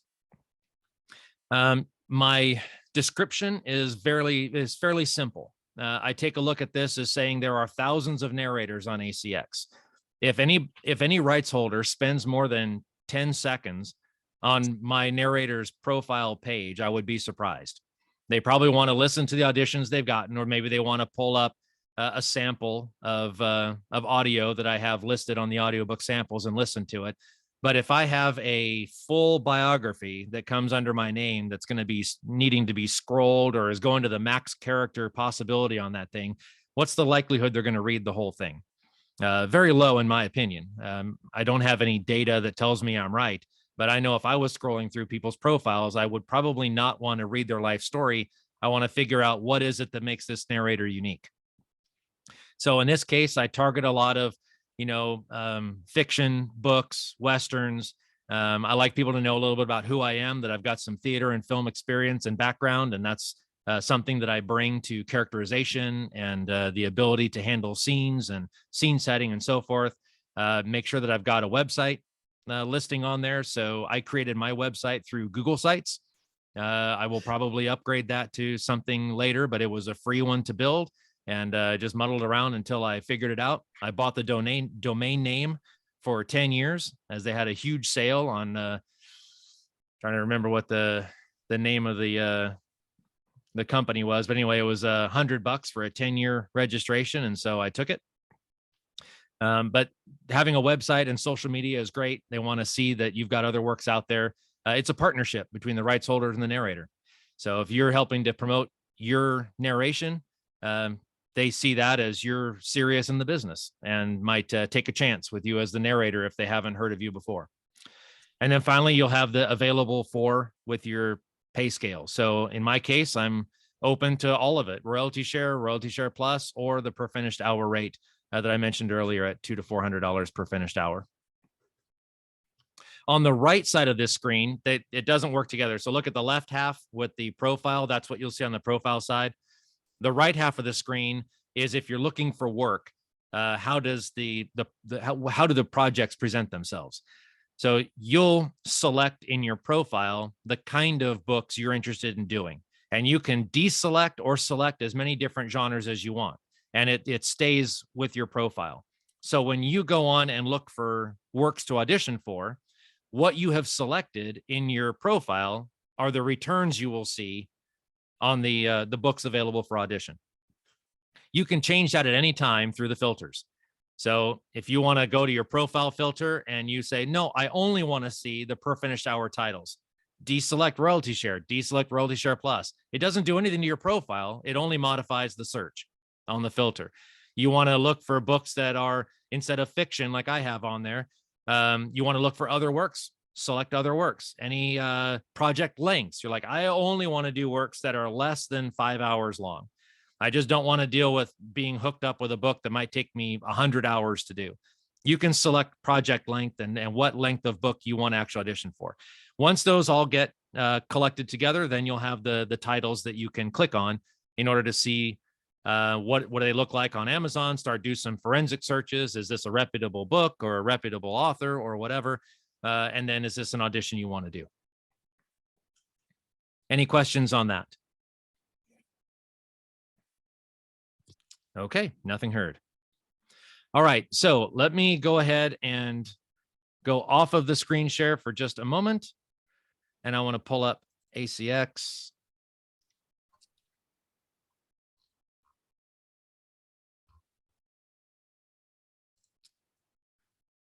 Okay, now we'll work with me here, see whether or not we can get this screen share business to work.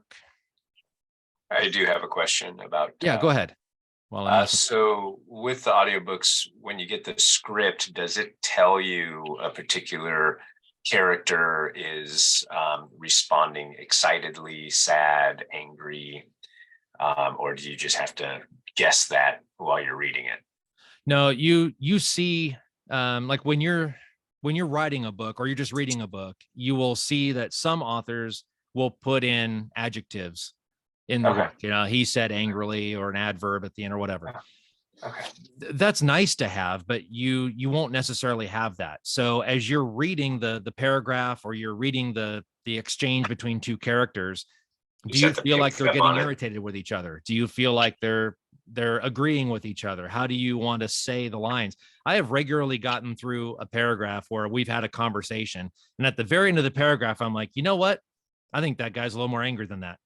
And I'll just go ahead and say, we're going to redo this. And I'll just put a little bit more vigor behind one guy's statement, because I think he's probably maybe trying to start an argument. And so it's kind of how you feel when you're going through it. You'll be able to tell if it doesn't feel natural when you're reading the characters, and you'll think to yourself, I'm not exactly sure whether or not I would be this calm right now. And you can go back and change all that. Or if Yeah. it's someone that you think has ulterior motives because you've read the whole book and you know this guy is really kind of a snake. And so when he comes across as being, Mr. Professional and up, he's always got something going on in the back of his mind. He's just a squirrely, no good kind of guy. Maybe you want to play up that a little bit during some of his conversations. Maybe he's a little smarmy in one section, or maybe he's a little disingenuous in another. So it's up to you. Okay. Well, thank you. All right. So I am, there we go. Oh my goodness. I think we're cooking with gas here. All right. Everybody can see the ACX website popped up on the screen share. Okay, good. It looks very similar to what it is that I just showed. And so I'm just going to use the scroll a little bit to kind of show you on the website how it looks, since we just did screen capture on the slides. But this is all of your steps, 1 through 10. And when you get through here, there's a really nice frequently asked questions button on the bottom that is done by topic, and it'll have a variety of answers inside the topic. And so you can take a look at that. Here on the bottom, you'll see a bunch of different hyperlinks, and this how it works section here with watching the ACX demo, great video to go take a look at, educational resources, how to promote yourself. So social media, Facebook sites, resources that you have out there to try to get your name out there as a narrator. ACX University, this is like the masterclass section. So you can click on this link. It'll take you to a variety of videos that they produce. They're also on YouTube. Just type ACX University into YouTube and you can see all of these classes on there too. Sometimes they're an hour or 2 hours long, going over a variety of different ACX related topics, other video lessons and resources that are in there, plus all the legal stuff and some narrator profiles and highlights and things like that. So there are a ton of resources. This link here on the left about promote yourself, all of this stuff on here, I haven't done probably half of this stuff. But when you look at what is possible, there are topics on how to help you if you're just not a social media person. And I'm really not. I have a real difficult time doing social media because I didn't grow up with it. I'm still kind of trying to muddle my way through it. Doing things like Facebook and LinkedIn and some Twitter posts here and there are good, but I'm not a post every day kind of person. I have, I've got some other social media challenges to try to keep getting through, but these are resources that we really want to encourage narrators to go do, because you're going to get your name out there when you're doing I just got contracted for this book. We're halfway through, get ready to see the next release from blah, blah, blah. You're drumming up excitement and you're getting the social media verse, to understand what you're doing and when it's going to be released. Getting on Facebook, using Twitter, joining LinkedIn.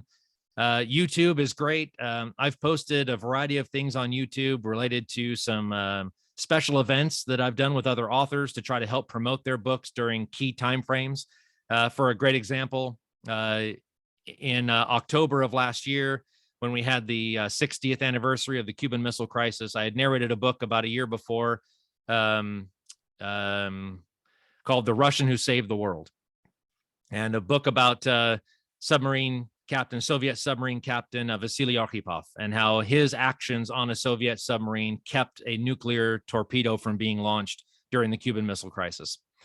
That book itself, was published a year prior to the 60th anniversary of the Cuban Missile Crisis, but the author and I took the opportunity of this milestone event to do kind of a roadshow with the book, publish it on social media. I did a few talks at local libraries. We really talked it up about the direct relationship of that audiobook and that printed book to a major milestone event in U.S. history as a great marketing pitch. So that was on YouTube, premiered on YouTube.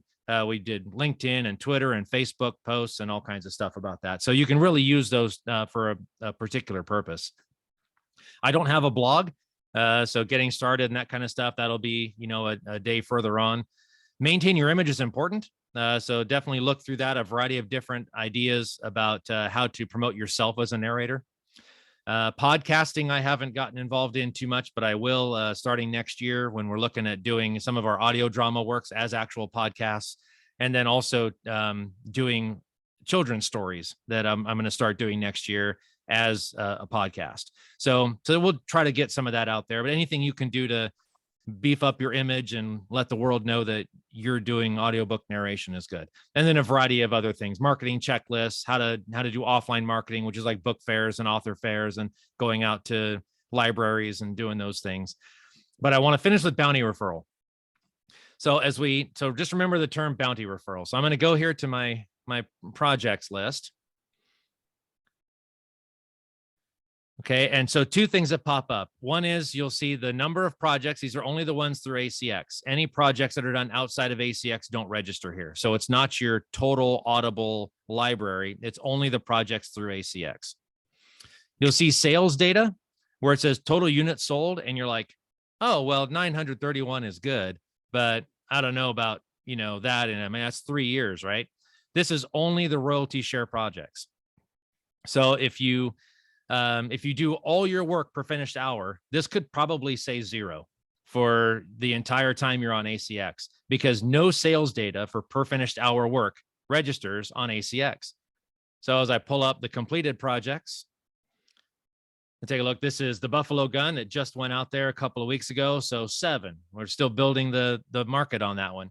And then all of the ones below this are per finished hour. So I did about the last 7 or 8 books were all per finished hour. And so it says, 0 sales data and 0 bounties. You'll notice that on the royalty share for Buffalo Gun, you'll say total units sold. That shows you your royalty share sales data.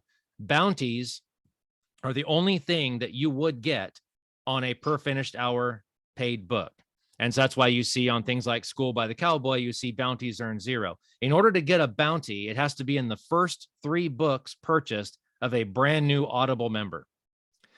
So it's very challenging to get bounties in here. If you know people that are not Audible listeners, but you start doing audiobook narration and you're like, hey, you know what? You're not on Audible, but I'm doing this as a job now. Have you ever thought about it? And if you have, maybe you can hook me up and help me out and take a look at picking up the book I just did.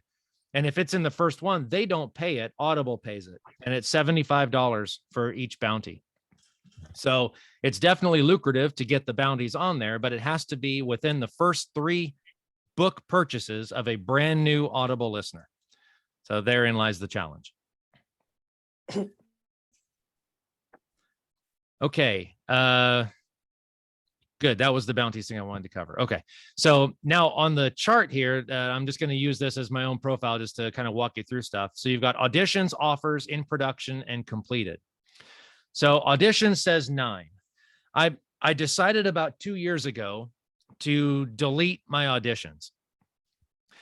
About 2 weeks after I did that, I got a response from one of the rights holders who I auditioned for, who said that they liked my audition, but I'm no longer interested in their project.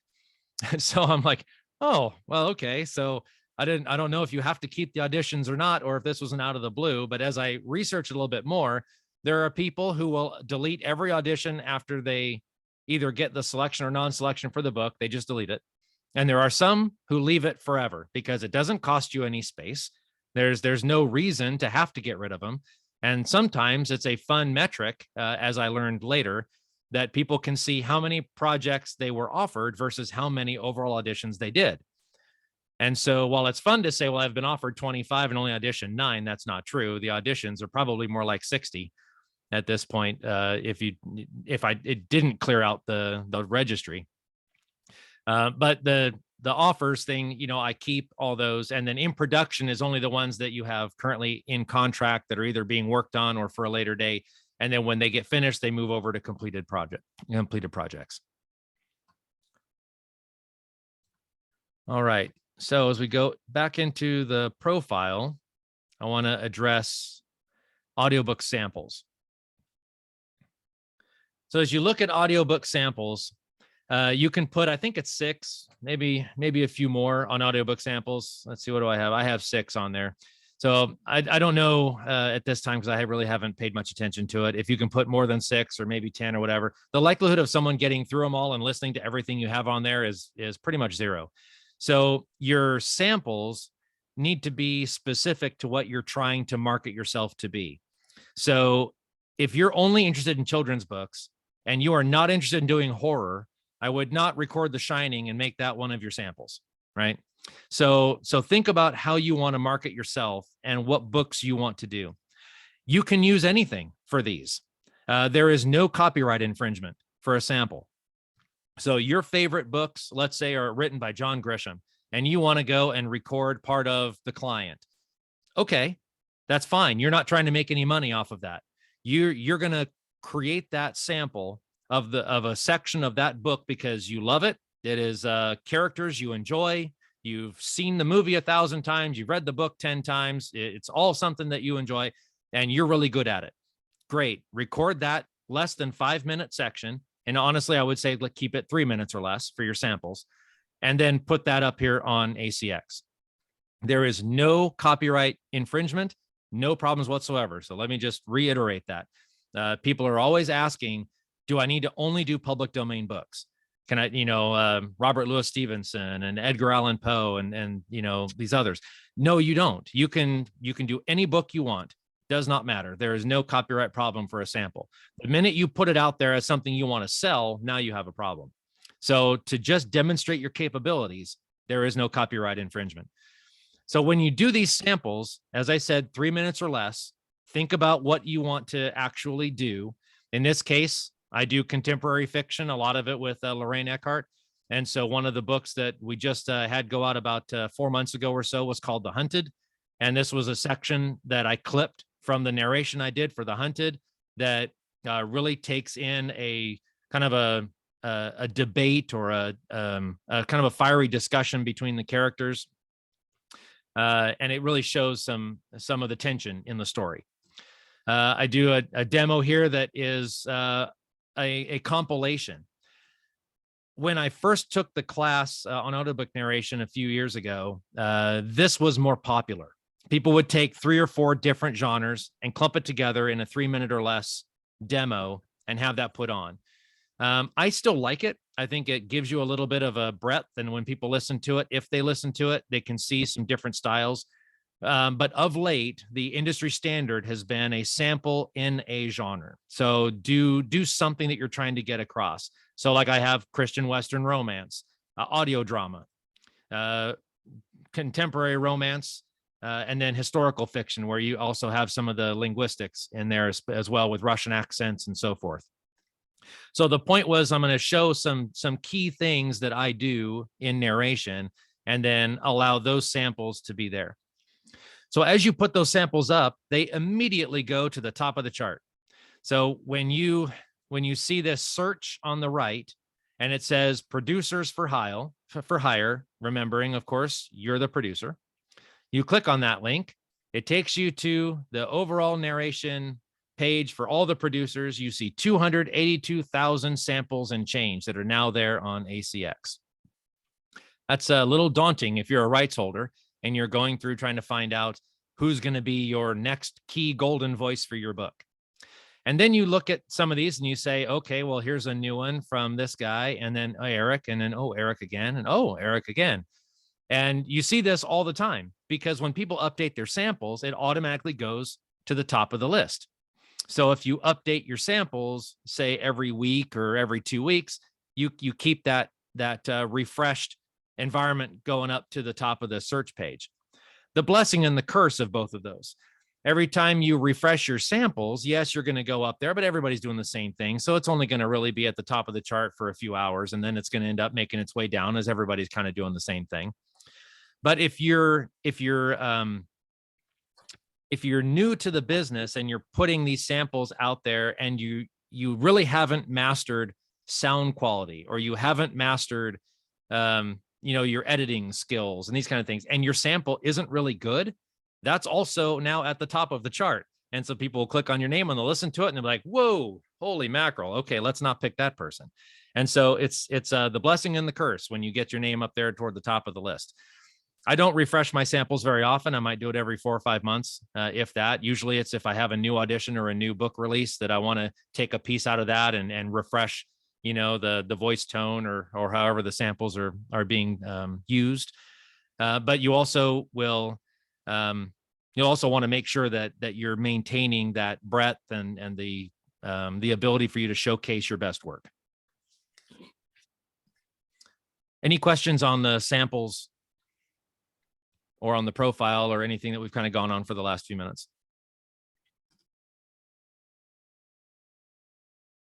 Nope. Okay. Go ahead, Fran. Let me see my notes here.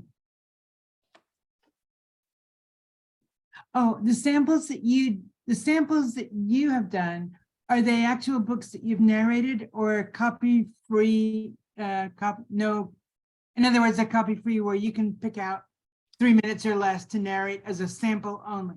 Right. So all of these are works that I've done. So everything that's on my my samples are all works that either I've narrated or in the audio drama case, it's audio dramas that my company produced. And so the timing is important. So you don't spend too long, 2 to 3 minutes maximum. If you go more than 3 minutes, no one's listening that long anyway.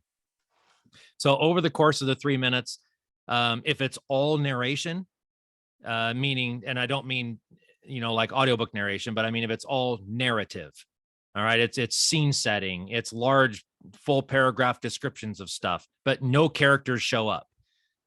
There's no fights, there's no chases, there's no dialogue, there's no multi-character business. It's the narrator for the course of the entire time. And you're marketing that as, Westerns or something like that, but none of it sounds like a Western. It's basically describing the picturesque visage of the state of Montana. That's a terrible sample, because you're not giving anybody the characters. There's no real breadth to showing your capabilities in that genre. It's just the narrative. So to really think about the selection that you're picking when you put that sample on, and make sure that it demonstrates what you're titling it to be, so that Truth in Lending, what you've titled it, is what the rights holder or the person who clicked on it will be hearing. And then secondly, that it is a work that actually demonstrates a good cross-section of what you want out of that genre to demonstrate on your skills.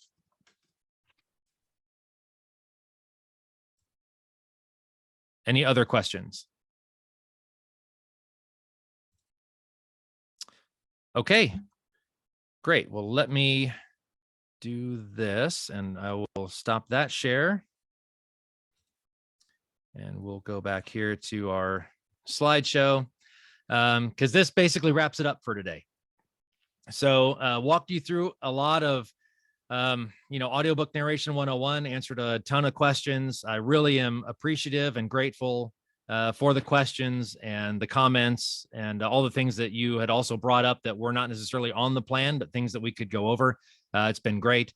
I certainly enjoy this business. I think it's been awesome for going on 3 years now. The ability to narrate a lot of books that maybe I would not have read if I just walked down the aisle in Barnes and Noble and we're trying to pick something off a shelf. I tend to have a very singular focus on books that I like to pick out and read for pleasure. This has really kind of opened my aperture to a lot of other kinds of books that I've really enjoyed. And I think that all by itself is good. But it also is something that if you're reading anyway, this is a way to get paid for it.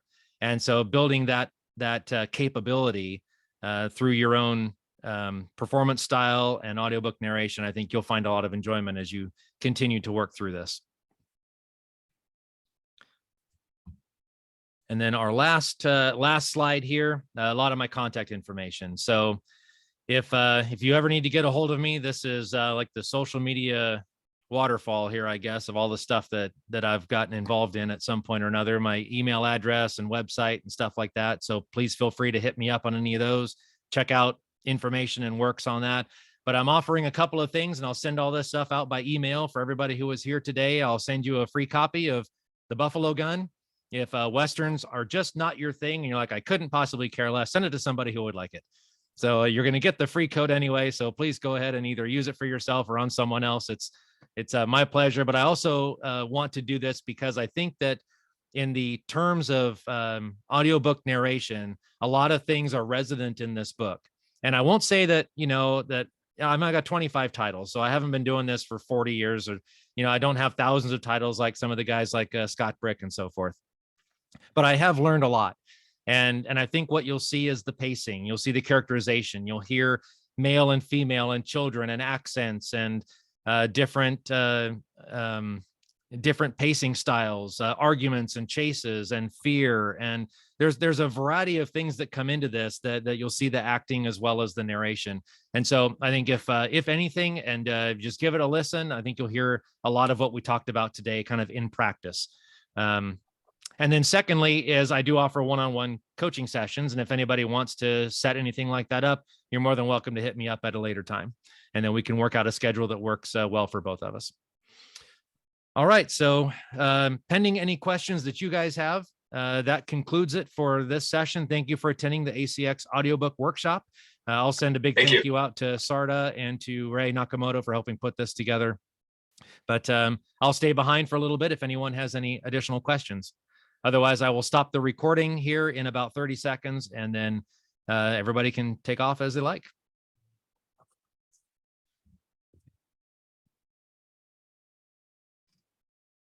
Yeah, Thank you. I want to thank Jason for a wonderful, informative workshop. Thank you. Thank you very much. Yes, I sent everyone a special narration discount, especially tied to this workshop. Also, we don't have a workshop topic for next month. If you have a suggestion, please email me. Okay? So with that, thank you. I'm signing off. All right. Thank you, Coach Ray. Really appreciate it. Thank you so much. And thank you, everybody, for attending. It's been a pleasure. Oh, thanks, Jason. This was fantastic. Really valuable 2 hours. I could listen all afternoon. It's been great resources. I'll be in touch. Great. Thanks, Fran. Nice to see you again. Nice to Thank see you, Jason. All right. Thanks, Evan. Appreciate it. Thank you. Goodbye. Thanks. Bye-bye. Have a great day. You too.